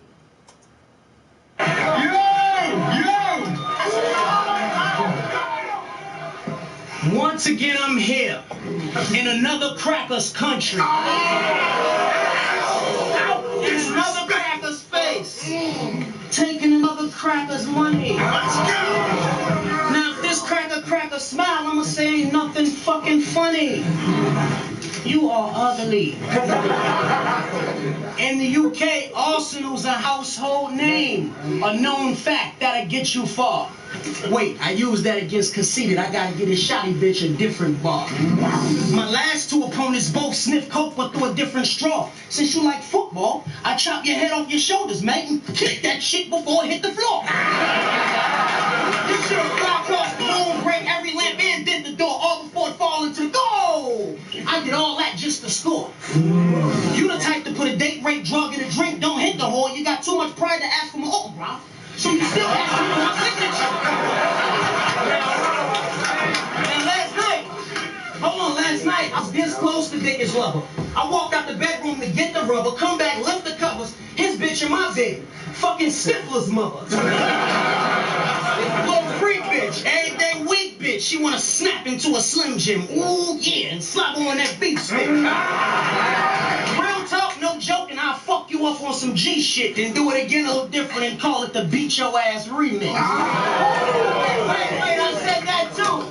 Ness was the Beat Your Ass remix. So Shotty, I might have to beat your ass truly. They gon' film me beating your ass and make a beat your ass movie. I'ma get ass off beating your ass from one of these beat your ass groupies and have my homeboys come carjack you for your beat up ass hoopty. Now I feel it's the best place to write rhymes is on the toilet or on the aircraft. I mean, I see straight through the garbage you got in store for me. Your rap's clear trash. Now I'll strap you in a New Year Jack doing 95 on a dead passion when you crash syringe needles and razors pop out the airbag. You got a vest on? Headshot. You got a helmet? Neck shot. Ruger in my right hand, 2 straps in the left block. It's funny how your body went from flesh to a wet spot. I'm squeezing down on my left and right trigger to shoot like I'm still playing my Xbox.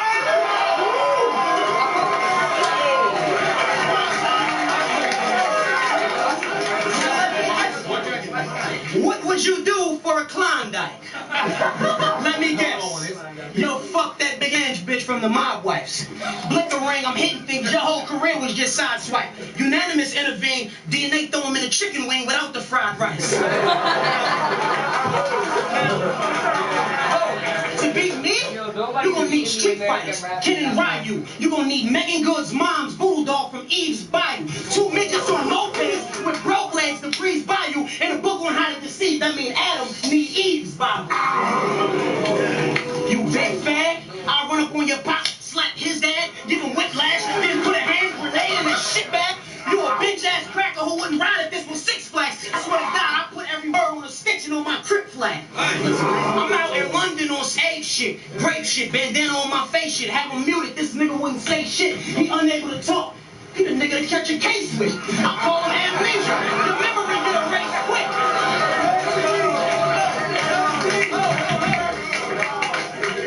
Let me put my hands up and step back for this. Because if you a G in any way, shape, or form, you should react to this. If you got any respect for the relatives that passed, I should get slapped for this. What I'm saying is, I shouldn't be able to say another motherfucking word after this. But I'm glad your uncle did, fathead. He wasn't nothing but a knucklehead crackhead with a head full of ringworms and a face full of blackheads. He deserved to get caught in the crossfire when that Max spread. And if God gave him a second chance at life, I wish him back dead. Oh my God. You can't fuck with Arsenal. I told you this Jersey nigga is stupid. Yo, my man, hey, yo, babe. But you know, my guy said he's going out of town on Thursday. Okay. And won't be back for like a week. So I thought he might have to holler at him again Wednesday or something.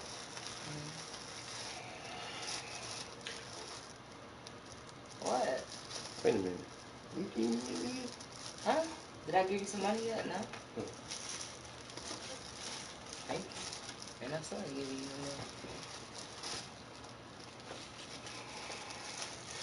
What up, guys? Yeah, dude, it's always switched over now.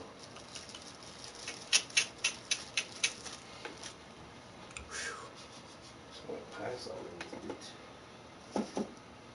So what we're gonna do is I'm gonna gotta play that back. Yeah, I was about to say I don't want to cut you off, but like No, this shit is hot. I'm about to get me a drink. Hand me one of them juices, babe. No, I'll drink water. Do you want a drink? No. I'm need some water real quick. I mean, he killed that shit, but that last part was it. Listen, Rossi going in on that dude. Let me hear it from the beginning. I just wanted to back, even though I wanted to hear the last 20 seconds. Hold on, let me catch it from the top. It's good. No, however everybody chilling if that's the top. He's about to start rapping. They were going off because he just took his hoodie off, and then he had the stuff on that said Arsenal. And that's his name. Going wild off of that? Because it's a household name over there. It's something called Arsenal, and his name is Arsenal. So when he took it off, everybody was like, oh! Like, he getting in his bag.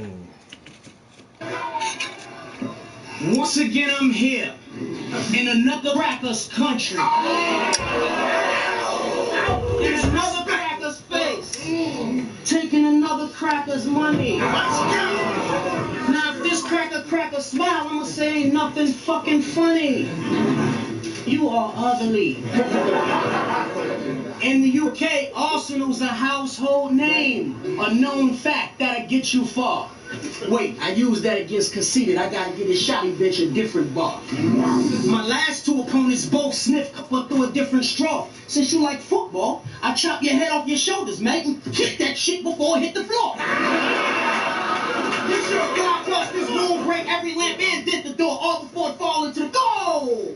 I did all that just to score. You the type to put a date, rape, drug, and a drink, but hit the whore. You got too much pride to ask for my autograph. So you still asking for my signature. Last night I was this. Yo, but that's not even the best part. He's just warming up. He's warming up right now. That Cracker Country, Cracker Money, that was freestyle. He freestyled like 4 bars and then start his recital shit. Yeah, he went back and forth.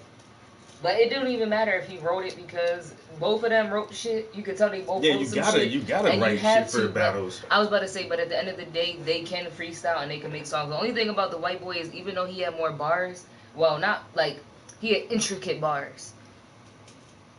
What's his name? Arsenal really got punchlines. Like, it's a difference. Like, yo, you got lyrics and bars, but he got punchlines and he got delivery. I don't want to hear his cupcake ass voice on the track. I want to hear Arsenal talk about, I'm gonna kick your ass across the motherfucking field. Go! Like, that's what I want to hear.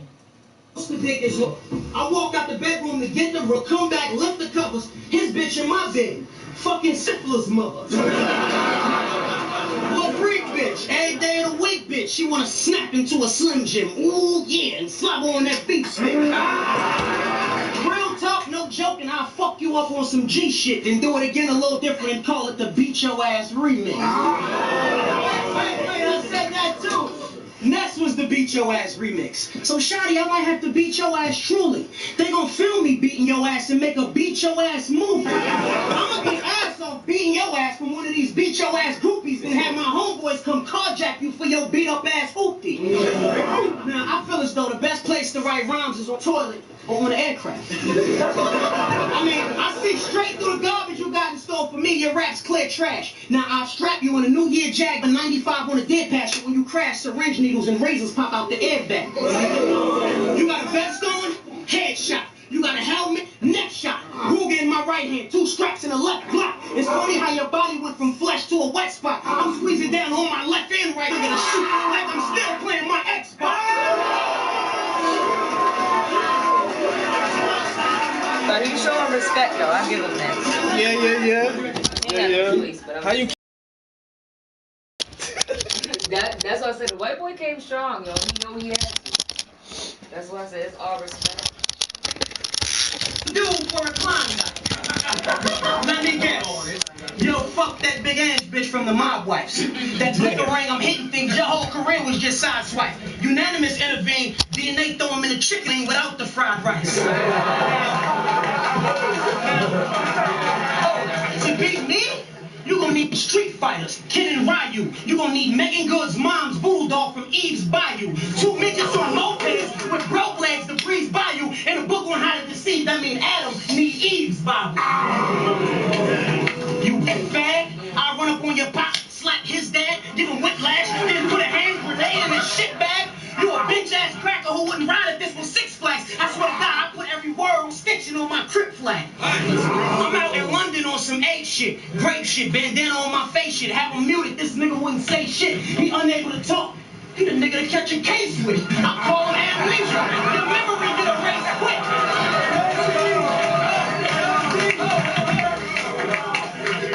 Let me put my hands up and step back for this. this. Because if you a G in any way, shape, or form, you should react to this. If you got any respect for the relatives that passed, I should get slapped for this. What I'm saying is, I shouldn't be able to say another motherfucking word after this. But I'm glad your uncle dead, fathead. He wasn't nothing but a knucklehead crackhead. A head full of ringworms in a face. He flipped them off. I'm not gonna rewind it back like 10 seconds. This is the part I wanted you to hear. He said, hey, if you were real, I shouldn't be able to say nothing after this. Form, you should react to this. If you got any respect for the relatives that passed, I should get slapped for this. You already know it's coming. What I'm saying is, I shouldn't be able to say another motherfucking word after this. But I'm glad your uncle dead, fathead. He wasn't nothing but a knucklehead crackhead. With a head full of ringworms and a face full of blackheads. He deserved to get caught in the crossfire with that mess bread. And if God gave him a second chance at life, I wish him back dead.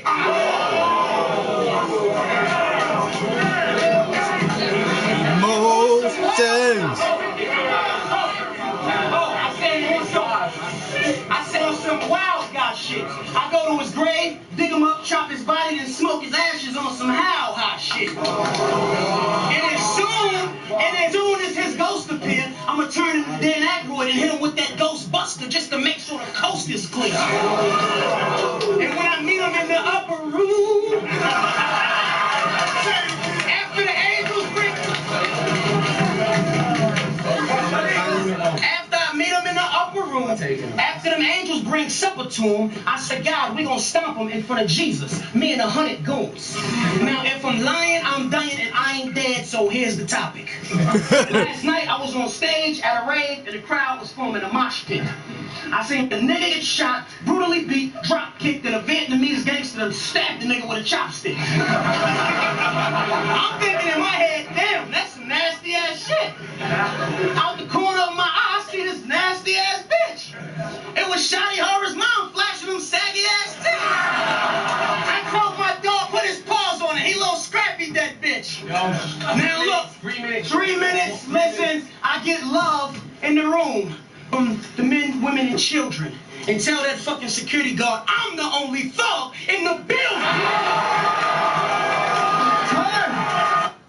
For that, in 2000 for this, way too expensive. But today I'm going to show you guys how to get all this stuff for a lot cheaper. You talk about a man that uncle. What his uncle do? The same way Gucci Mane talk about killing Jeezy Hope. Yo, when you come to it, you gotta come with That's it. what I'm saying, like, was his uncle racist? Because, like, he was talking about his ancestors, so is he saying, like, yo, this for my ancestors, or he just saying, like, fuck your uncle? Because that was fucked up. Yeah. I don't care. I don't know what his uncle did. Battle rap is battle rap, and unless his uncle did something wrong, that I just feel like that's a line. Like, okay, you can No. say You know what the line is? Kids. You don't talk about nobody's children. Everything else is on the table, yo.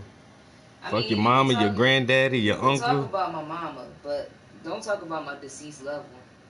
Dead family. I don't know. 'Cause I'm cutting I see where you're coming from. Period. You talk about, I mean, I don't really ride with none of my uncles like that, but my uncle that I do ride with, somebody talk about him, I'm scrapping. Don't talk about my Uncle Lee. I fucked you up.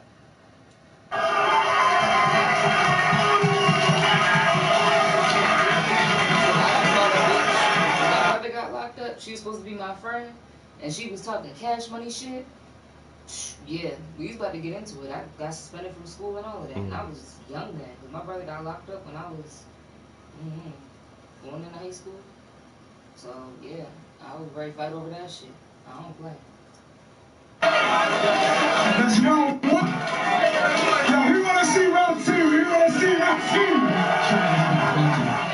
This is Saul. I'm Jigsaw. You wanna play a game, Don? Don't fuck, got some kind of hype, then you tried to walk through this door with that sensor beam, so I constructed a trap attached to the frame's lock. A 12 gauge pop, but it's aim locked on a brain shot. As soon as you get your foot in the same pops, breaks off force in the mechanism. I press the trigger and give him ghost face features like a tape of Raekwon. What I'm saying is, it's the trap. He walked into that sensor and walked into a shotty taking his face off. So you want a box like Rocky, we can do that ASAP. I'm digging behind them hooks like, take that. Addiction is a sickness, you are... I'm gonna skip the London guy's cool, but I can't deal with this. I don't understand. Mutual customized car insurance, so I only pay for what I need. What a great day. Yo. I'm here. I'm here. Alright. Yeah, it's cool. Yo, that was 3 shorty. I'm here. That was 3:30. That was 3:30. Alright. It's cool. So give him 2:30. Alright, I'm timing. I said 3:30 is all. Alright, it's on Arsenal round 2. Let's go. You mentioned disaster, you mentioned smack, right? All right. I knew you would say something about my battle with disaster. That's your downfall, Shotty. You unpredictable ass rapper. Your girlfriend got the same physical features as Fat Bastard. Her stomach stick out further than the booty do. That bitch literally ass back. That was disaster. Now smack. Let a nigga from my city talking them real nigga lines. I'ma show him in my city, we like to kill niggas' moms. See, all the real niggas is dead or in jail. Only a few real niggas rhyme. I never seen a clock in a casket or cell. So in my book, smack ain't no such thing as real nigga time. Oh, shit. Y'all wanna know why I ain't battle on the last smack? You can have that. That ain't even what I'm mad at. I change numbers if they can't Dow Jones. They stock drop like the NASDAQ. I pistol whip your skull to Calico, get his dad back.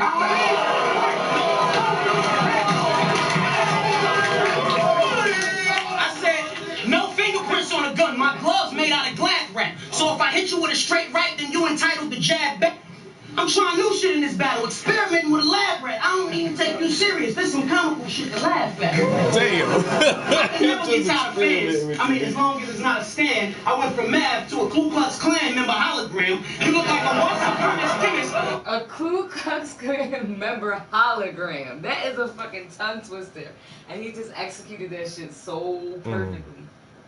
Yo. So if I hit you with a straight right, then you entitled to jab back. I'm trying new shit in this battle, experimenting with a lab rat. I don't even take you serious. Some comical shit to laugh at. I can never get tired of fans. I mean, as long as it's not a stand. I went from Mav to a Ku Klux Klan member hologram. You look like a white supremacist chemist. I said you look like a white supremacist chemist that's part of a Taliban who talk tough in his raps with the heart of Joanna Man. I snatch your soul like Shim Song, slit your throat with Katana Fan, then grab the Robert Downey Jr. off my waist. That's that Iron Man. I said, I own UW Battle League, but I started in the Lion's Den. I have you in a coffin telling stories. That mean in a casket, you lying in. That'll teach this homie not to ever falsify again. My mission's to defeat you till they greet you in a higher land. I'm in a riot van, strapped like a cop, dressed like a fireman. When my cannons start wilding out, I ain't talking to riot man. Now let me ask you, you ever been in a jail cell? Have you ever heard a Ruger go off besides Hell Rail? Do you have the mind power to turn a dyke bitch into a girl and get same beats free that Kanye and Pharrell sell? No, because you ain't like me. Now you don't like me. You threatening to swing, just do it. Oh, you ain't Nike.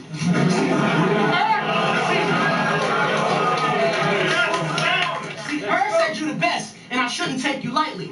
I only came to fuck 3 British bitches and sightsee. This is no comparison. I said this is no comparison. Switchblade your abdomen, squeeze down your vocal cord, shot you never rap again. In a few days, the whole world will see what these cameras capture, and 1 million views guaranteed, and I bet you they want me back again. I'm street smart and book smart. White boy, you just look smart. If life was an automobile, it's suburban, and you only gonna find me in the hood part. Now let me break that down. I said, I'm street smart and book smart. White boy, you just look smart. If life was an automobile, it's in the suburbs, and you only gonna find me in the hood parts. Obviously, I was brought up around poverty. Psychologically, I got the mind power to separate you from the thug that you disguised to be. And since views don't lie, and I got the whole world watching me, a science lesson is what this gotta be, on how to break down an atom properly. Now, I wanted to physically get at him. So I went on Twitter to Adam. I found his name was Adam, so I got to break down an atom. The definition of atom is the basic unit of matter. So when your mother named you Adam, she was inferring basically you didn't matter.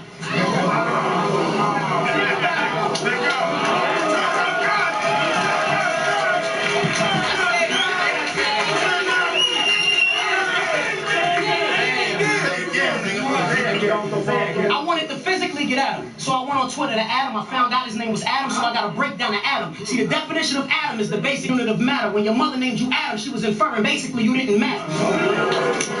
Same name, spelled different, but with same definition. I mean, if Adam and Adam is Adam, I mean, that ain't repetition. But if Adam's without Eve, then men are strong and he's living proof. But you a faggot because you let a pussy trick you into biting a forbidden fruit. That's when God sent me down here to snatch every bit of confidence from your conscience. Since you try to convince the world your accomplishments, I'm your consequence. I'ma derail the nigga riding with, televise the shit, revise the script, and keep on shooting rounds at a chopper clip. Now I could break down your life in $8. You really ain't hard. You a fake fraud who used to play ball and battle rap. You the Ray Charles, meaning you ain't seeing nobody acting like beating me really ain't hard. Your chances slimmer than Big T and China running a marathon. Yo, heard him. Arsenal, stop, man. Jeez, guys. Wait, he's front line and I shoot him in his 8-ball. All y'all clothes on me red like y'all was hit with all red paintballs. My goons trapping with me, so I barely gotta make calls. You wanna be a leader standing in front of Brown on a fast break, nigga? Take charge. I hate y'all. And hate is a strong word, but I just cooked, killed, buried this nigga, them all verbs. An action word describing the pain that I caused, and it all serves the same purpose. Your life's a circus, you clown niggas, it's all herbs. You a herb, I'm a smoker though. I'm walking around with a Pinocchio, that's a long note, a long range, so I'm hitting targets in Tokyo.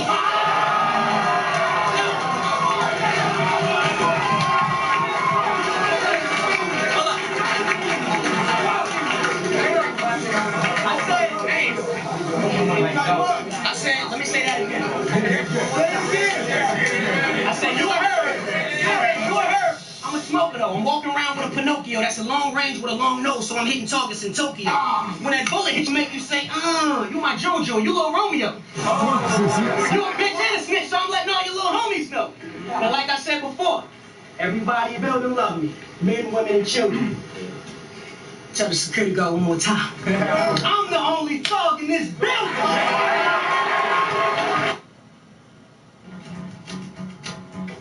Working hard.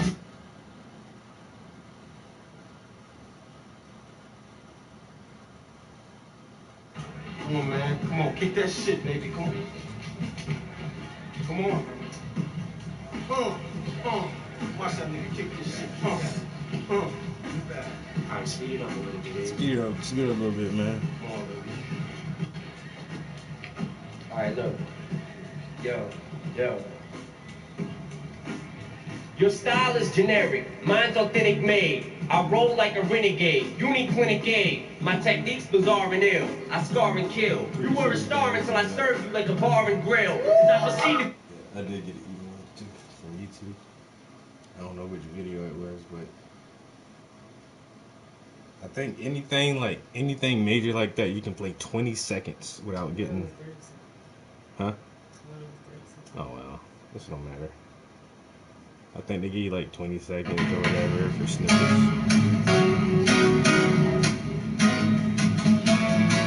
know we can listen to those topics and shit though. I'm gonna say for YouTube, since y'all wanna be watching shit, make sure y'all like and comment. What is it?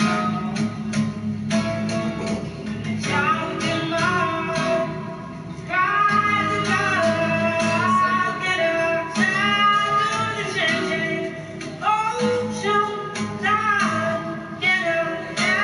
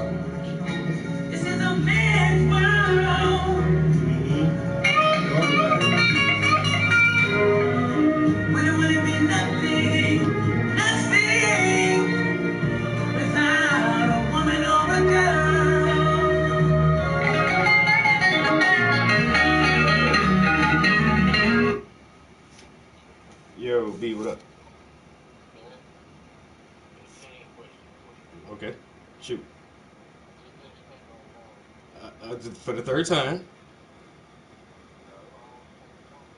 3 times. Okay. Alright.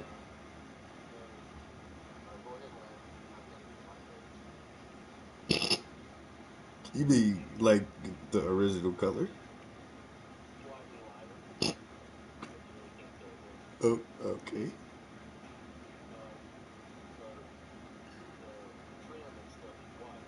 Mm-hmm. Oh, damn.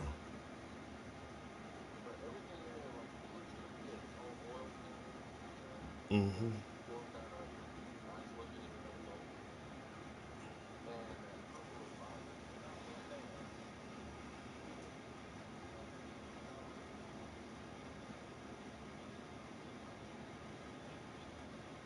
Yep. So your best bet is to try to get that. But it's just latex paint. So if you get like a razor knife or something and kind of like scrape it off and try not to damage the paint, and then whatever you can't really scrape off, just get you some soap and a Brillo pad, kind of like buff it and get most of it out. So like I said, so it don't drive you crazy like seeing deep purple spots in there. But if that paint is oil based on the trim, yeah, even if you go back with oil based paint, you'll tell the difference. Just because it's been there so long and you put that bright fresh coat of paint on there, and then that'll fuck with your head.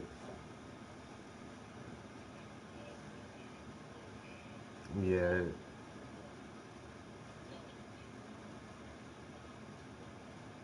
Oh, a little. Yeah, I know what you're talking about. Yeah.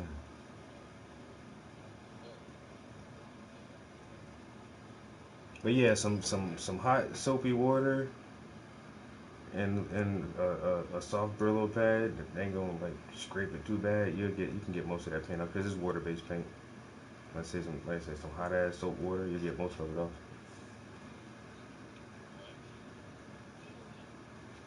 Easy peasy. Mhm.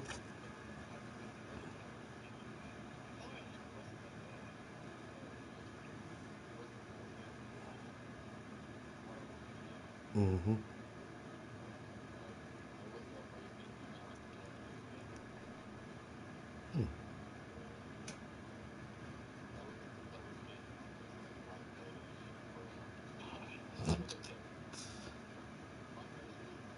Yeah, man. Get that feng shui ready for me, man.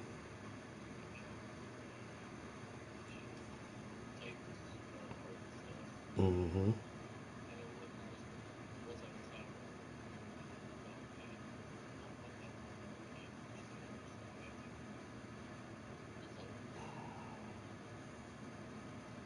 It's a process, man. It's a labor of love, man. You know what I'm saying? Yeah, that's all. Everything you ain't making no mistakes, bro. You just is a whole learning process for you. That's all it is. And your first 2 summers of projects, that shit'll just get you in a better frame for your next 2 summers of projects.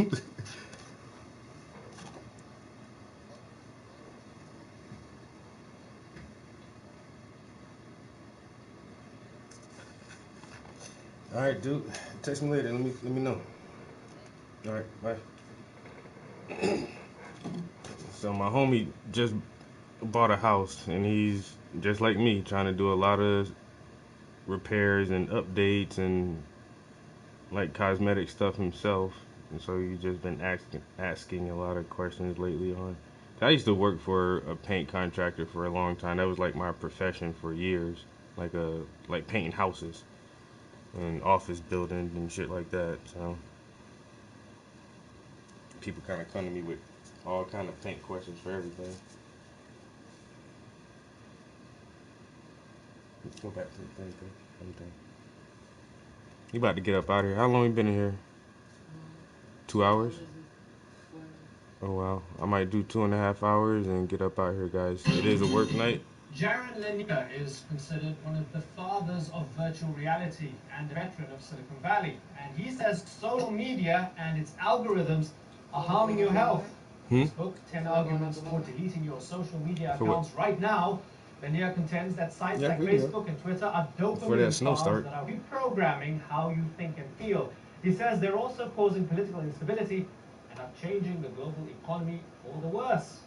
Joining me now from Seattle, Washington, is computer scientist, inventor of VR, is even a classical composer, Jaron Lanier. Good to have you on the program. Can I play this? It's not music. Yeah, but what news outlet is it? It's the Turk. Sometimes you can. All right, so go down and get all the information off of it. Click on whatever pulls things down, pull it down, and then it'll say sometimes copyrighted or not copyrighted or. It don't say no copyright infringement or anything. It's just telling you to delete your social media account. Yeah, I think you can listen to the Turks. I listen to them a lot, yo, the Young Turks. And this is not like a monetized. No, it's just then that's the people you can listen to podcasts like that. It's not monetized. Most news outlets. Tell me why we should unplug. Tell me why to delete our social media accounts. Well, there are 10 reasons, okay? One reason is that scientific studies have shown that even though it's hard to delete your accounts, when you do, you get happier. I know that guy. Like, I'm not gonna lie, for white dreads, they don't look bad, because most white people with dreads, like, no shade. If you want to do that, that's on you, but their shit just don't look like black people dreads. But his shits are pretty neat, like, he almost could get away with being an albino or a light-skinned black person, but it's just like... I've heard him talk on something else about the exact same thing, yo, about he doesn't use social media. I'm like, who the hell is this dreadhead white dude? Jaron Lanier? I don't know his name. That's his name, but, I don't know if it's Jaron or Jaron.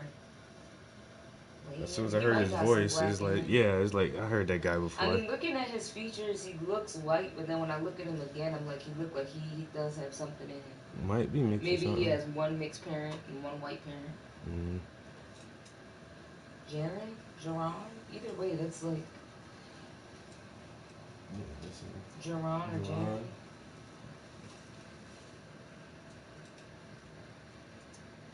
You get productive, you have more time. But that might be the least of the reasons. When a lot of people do, their society becomes better, it becomes more peaceful. People believe in facts more instead of silly conspiracy theories. What's amazing is that just this one technology seems to have made every layer of life worse, but since we're all addicted to it, it's hard to see that. Right. And so, full disclosure, one of the great perks of my job is that I can read a book and then come into my team and say, hey, I read this book, it's fantastic, we should get the author on. That's exactly what happened with your book. I read it about a month ago.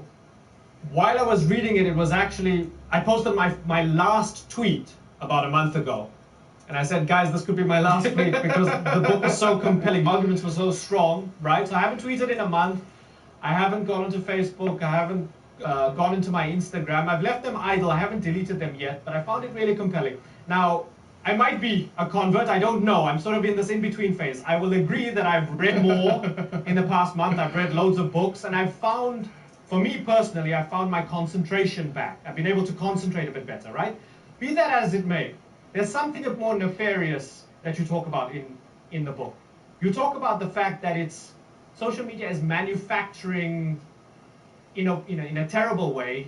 It's making us behave differently, and it's designing bad behavior or unnatural behavior. Now help me understand that and explain that properly. Sure. Well, in the business models for companies like Facebook and Twitter, but also I have to say for Google, the only product that they make money from essentially is the ability to persuade and change the behaviors of their users. So you're not the customer of these things. The customer is the advertiser off to the side, and the advertiser believes that they're able to gain some kind of modification in what you do, what you think. And it's sneaky. understand all that's being done to you. Very strange behavior modification algorithms are being applied, and all this data that's being taken is what feeds those algorithms. Now, the problem with this is that if you have a society where anytime two people do something together, the only way that's financed is because of a third person who wants to manipulate them, you end up with an entire society optimized for manipulation, for sneakiness, for trickiness. And so what you do is you open it up to all kinds of bad actors to come in and create divisions, ruin elections, make politics insane. And I have to say, we've seen so many examples of that it's crazy to deny it anymore. If you ask, how did an organization like ISIS become so powerful so quickly? Well, it's because the social media technology is designed to amplify exactly the worst people. If you ask why is violence returning to areas that had been gradually becoming more peaceful in rural India and Southeast Asia and parts of Africa, once again, we see the same phenomenon. Social media arrives and then the violence follows. There are too many examples to give. I think so the thing is, though, that people are genuinely addicted. The addiction is technically very similar to gambling addiction. Right. When somebody becomes addicted to gambling, they don't want to believe it. They think they're in control, but they're not. And so since everybody's addicted to this stuff, when you talk to them about it, it's very hard for them to understand because they're addicted. It's essentially a form of being hypnotized, but by a hypnotist who's working for somebody else. Right. It's a very strange situation. Okay, so we're addicted. That's fine. We get these dopamine hits from people liking our pouty selfies or our posts about kids or whatever. Even if it's well intentioned, we're addicted to our own echo chamber and people validating our thoughts and all of that. But on the other side of this, and this is a crucial point, whether it's Facebook or Twitter or Google and so on, are they deliberately, nefariously trying to modify our behavior and make us into bad, addicted people? Or is it just a byproduct of good intentions gone bad? This is a fascinating question. Okay, so the first president of Facebook, somebody named Sean Parker, now says that they understood they were intentionally doing something bad. But the thing is, I knew him at the time when Facebook was starting, and he was the president of it. And I really believe they didn't understand it, and it was good intentions gone bad. And so this leaves me with a mystery. Is he remembering himself as being more of an evil James Bond villain kind of a person because it's glamorous? It's very hard to figure that out. I'm very confident that Jack Dorsey and the other people at Twitter did not realize they were doing something bad, and they were caught by surprise and now are having trouble figuring out what to do, and I think they're sincere. I also feel that's true of the Google people who I knew, and I actually sold a company to them when they were just starting. I believe that they did not understand the depth of the mistake they were making. I'm not sure if anybody fully did, but in the case of Facebook, maybe they did. At least some of them say they did. Other people just say, listen, I use Twitter for work and for keeping up with the news. I use Facebook and Instagram for friends and family and being sociable. What's the big you a bit of an extremist, Jaron? Or even to me, like, what's wrong with you? Why are you taking yourself so seriously by unplugging? Either by leaving it idle or by leaving altogether. So what? Just reduce the amount of time you spend on these things. What's wrong with you? Don't you have willpower? Don't they have a point? Well, the thing is that people aren't aware of most of what happens. Your immediate experience of using these tools might be quite positive. And indeed, from my perspective, this ability to connect with friends and all that sort of thing is just intrinsic to the internet. That's all good and that's all authentic. The main thing that goes on that I'm concerned about is something that you are by design not aware of, which is the modification of your own behavior, because it happens very sneakily and very subtly using the techniques of what's called behaviorism, a branch of science that studies how to change the behavior of organisms like people. And so, what this is analogous to, for me, is in the past, society has faced problems where there was mass addiction. And even though everybody was addicted, and even though it was hard, we somehow were able to face up to it. And a very obvious example to me is cigarette smoking, which is greatly reduced, even though everybody used to smoke all the time everywhere. Another example is alcohol. We've had a campaign in most of the world to prevent people at least from driving drunk because it used to kill so many people, and actually that's worked. That turned out to be intelligent and was accepted. So I think in the same way, when we start to have a wider realization of how troublesome these things are, not only will some people leave, but when those people leave, they'll create the space in the society for conversation. And I'm fully confident that these services will improve eventually, and they'll improve enough that I won't feel you need to delete them anymore. But right now, it really is important for the health of society for people to become aware of the degradation that's going on. For those who would say, well, if there are 1 billion people using a social media network and say 100 million of us stop posting that much and another 100 million delete, you still have 800 million people who are completely addicted and feeding the bees. And what impact what does it matter? is staying off social media going to actually have? Are they really going to listen in Google and Twitter and Facebook? Even if only a minority of people That's why I do try to pay attention to my screen time. Technologies and delete their accounts.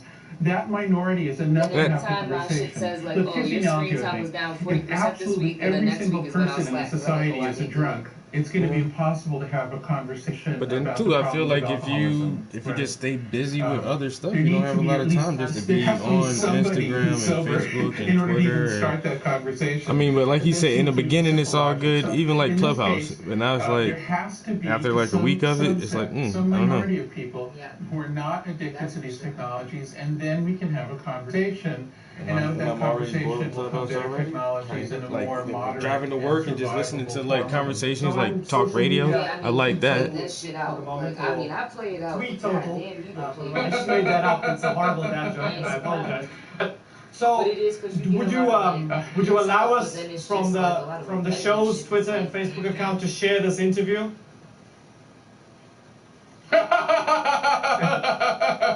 Well, look, I'll tell you one thing.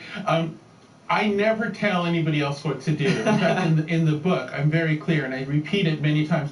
I don't know you, and for an individual, it might be that keeping their social media accounts is the right idea or whatever. It's not my job to judge individuals, but it is your job to know yourself. It is your job to experience yourself without addiction. It is your job to make judgments. So I have to leave it to you. I'm Okay, afraid. we're gonna share the interview. Jared, it's been a pleasure talking to you.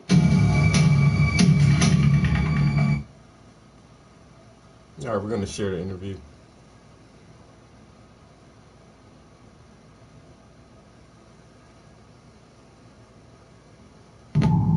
People are not asking the right questions. They're not asking the right questions because they kind of think they already know the answers. Technology is being used that we would never believe was possible. Beginning in 1954, gravity control was mastered. Nazi Germany, they were developing flying system technology using anti-gravity. With the reverse engineering of extraterrestrial vehicles, we figured out zero-point energy. If that were to come out, it would be the end of oil, coal, nuclear power, all of it.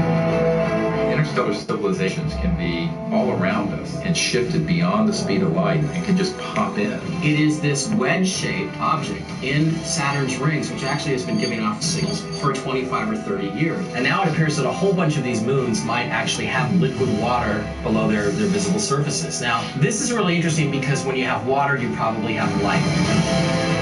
We have to break out of this perceptual prison.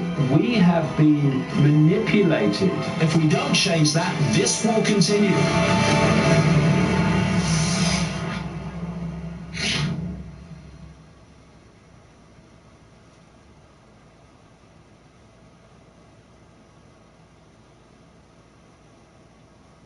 Alright, so let's start. Oh, do you want to go first? no, I don't. You go. This video is brought to you by ExpressVPN. Hi, welcome to another Confusion video. Cold Fusion. This episode is about two things.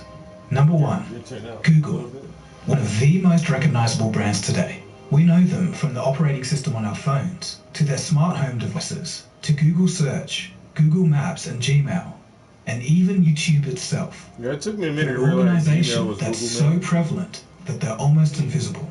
Since I've And had the other like thing that Yahoo this episode email is about since is the forever. CIA, the same organization that overthrows foreign governments and spies on leaders and citizens. From human rights violations, drug trafficking, The CIA has always been shrouded in mystery and controversy. So what does Google have to do with the CIA? Well, many people may not realize this, but the CIA was directly involved in the foundation of Google.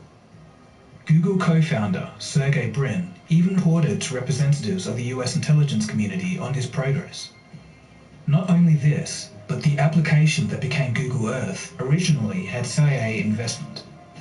Generally, this is a concerning relationship, but in this episode, we're going to take a deeper look. First of all, let's take a brief look at the CIA.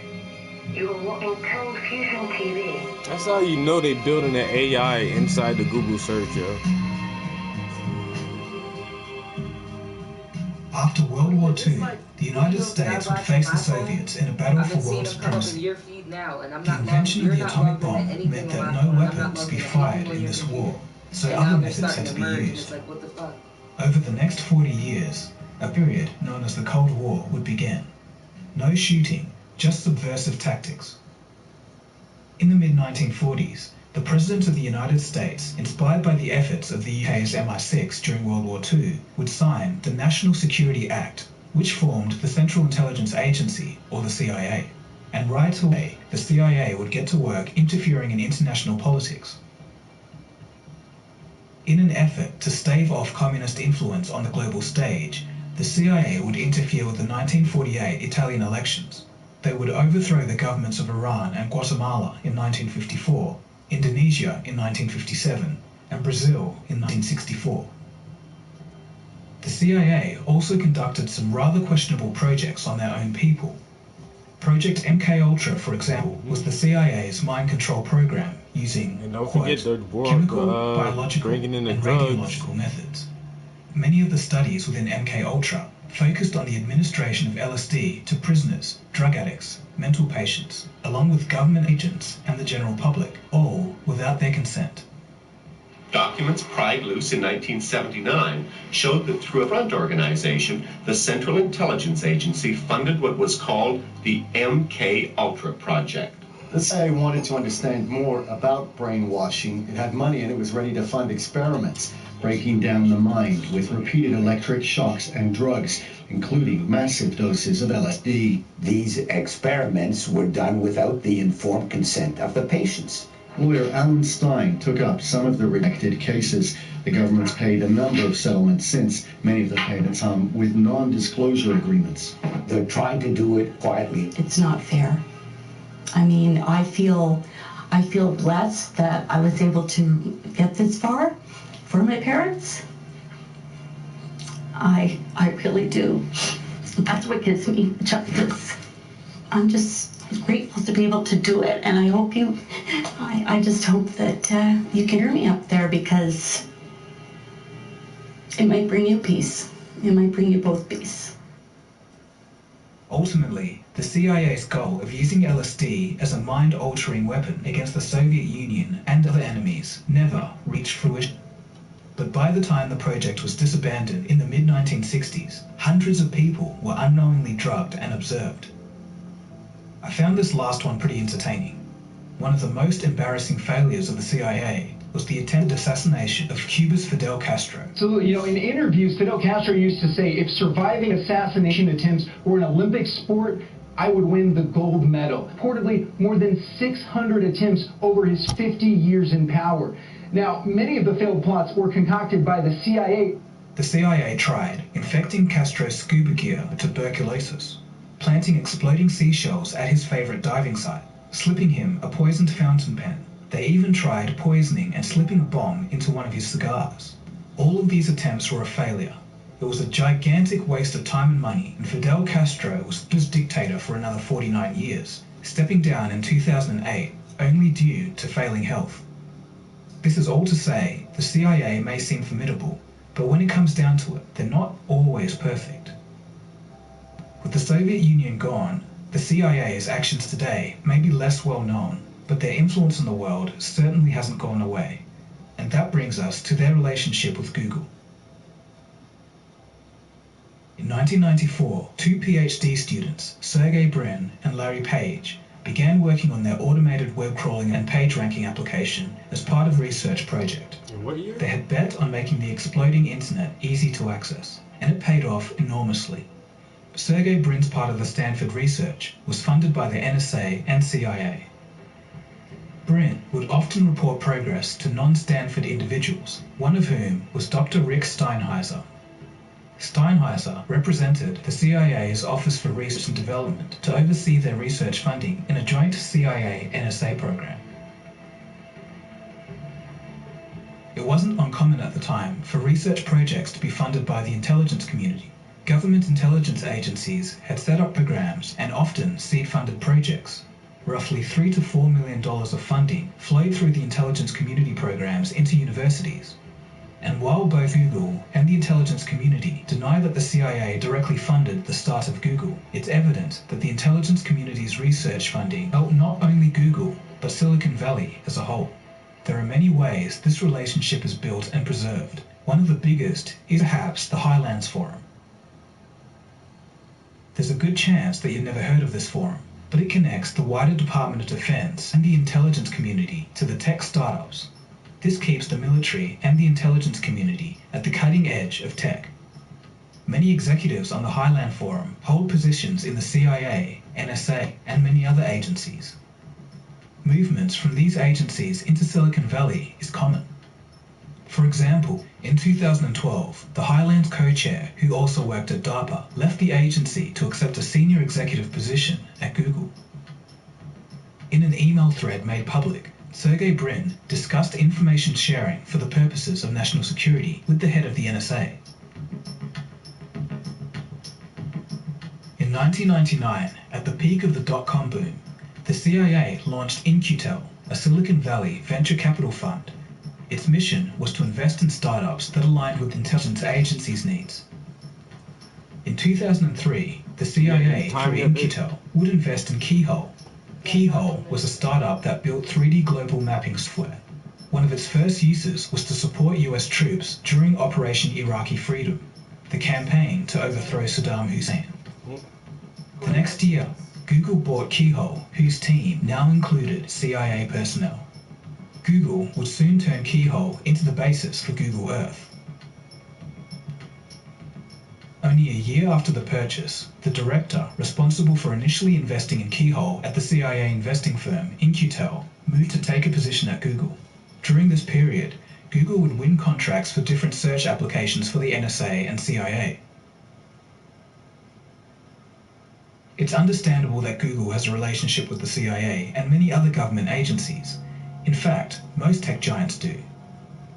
At the start of this year, with a looming US election, some of the biggest names such as Microsoft, Facebook, Twitter, and Google have had FBI, Homeland Security, and the Office of the Director of National Security. Little is known about these meetings, apart from the theme of how tech giants can ensure security for the 2020 elections. Google, for example, has implemented an advanced protection program. This program offers Google's highest protection level to high-risk targets such as journalists, activists, politicians, and business leaders. It effectively makes these accounts less susceptible to hacking risks such as phishing and malware attacks. But perhaps the greatest demonstration of the company's integration to the intelligence community is Google Federal. Google Federal was launched in 2006, and its purpose is to serve federal contracts. At a certain point, this branch of Google had so many former NSA staff that they became known as the NSA West. At its very launch, Google Federal went on a hiring spree, hiring managers and salespeople from the Army, Air Force, CIA, Raytheon, and Lockheed Martin.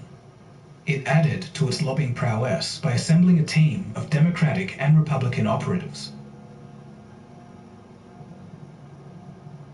The strength of the relationship between Google and the intelligence community was graphically highlighted in 2010.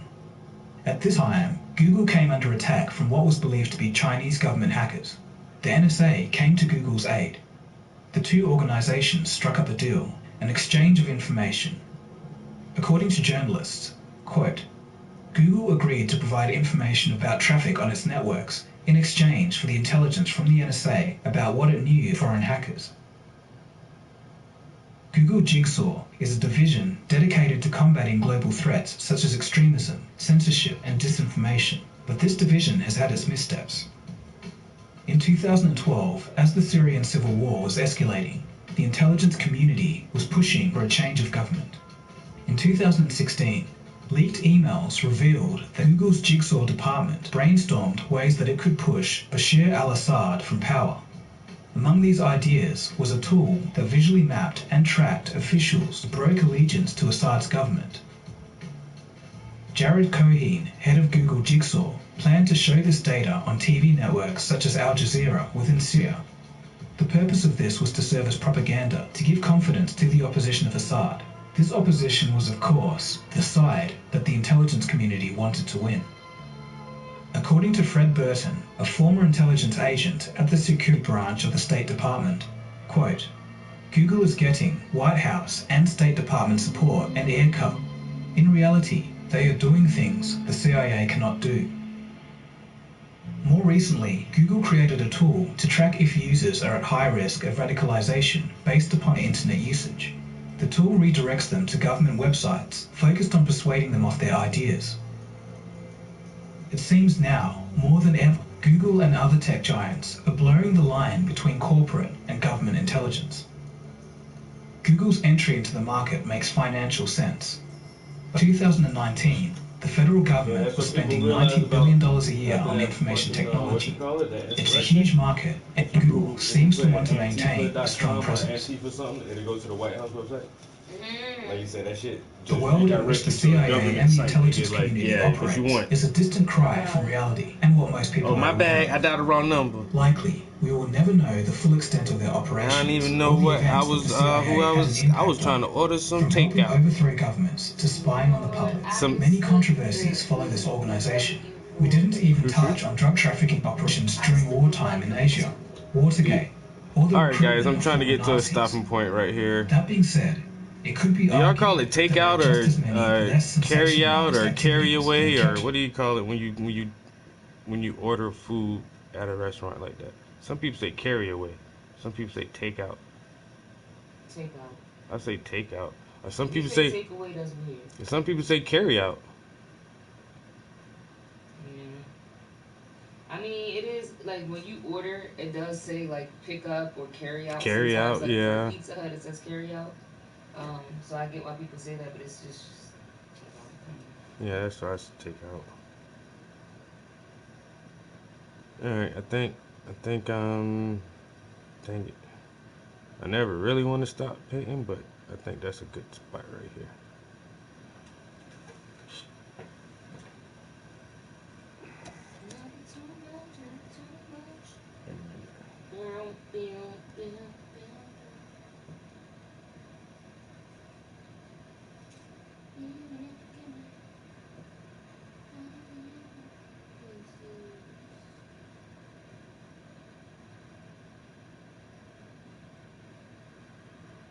Even curly fries before guys. Somebody thought to put that on a t-shirt. Do what? It says curly fries before guys. Wow. Like, yo. Please stop.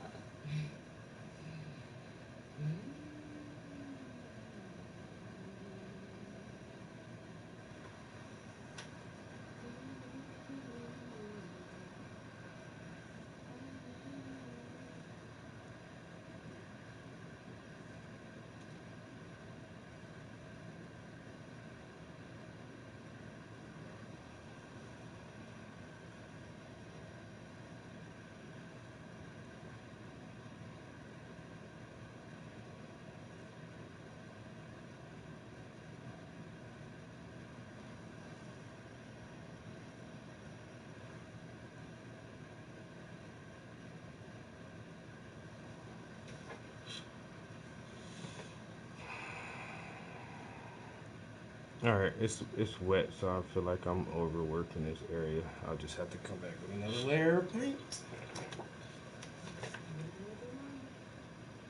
I have to come back with another layer of paint. Don't overwork it. That's a hard thing to learn too, because I done just made a mess out of some paint. And just, maybe if I add a little more. Maybe if I add a little more. No, let it dry and come back to it. Just leave it alone. Essentially.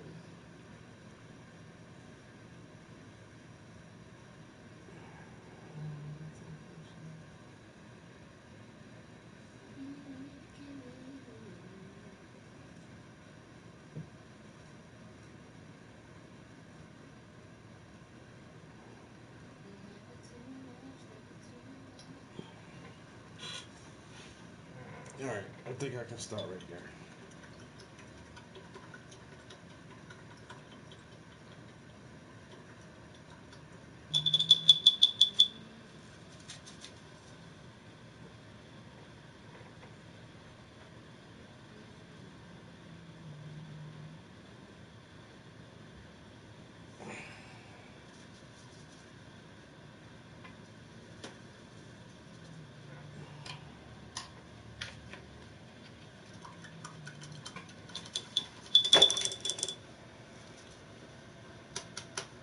Make sure I clean my brushes off. I done come in here plenty of times. Brushes all covered in paint. Fucked up. Amateur shit.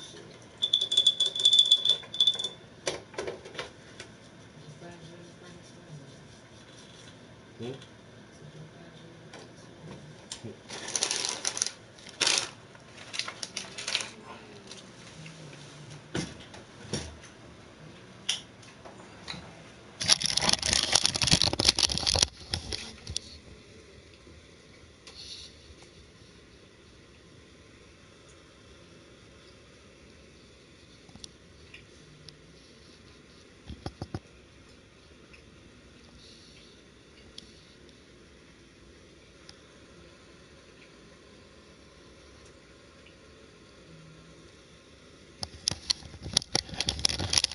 Starting to put details in there. I don't know what I dropped. Oh, my scissors. No biggie, no biggie. Alright. I'm just gonna shut my way.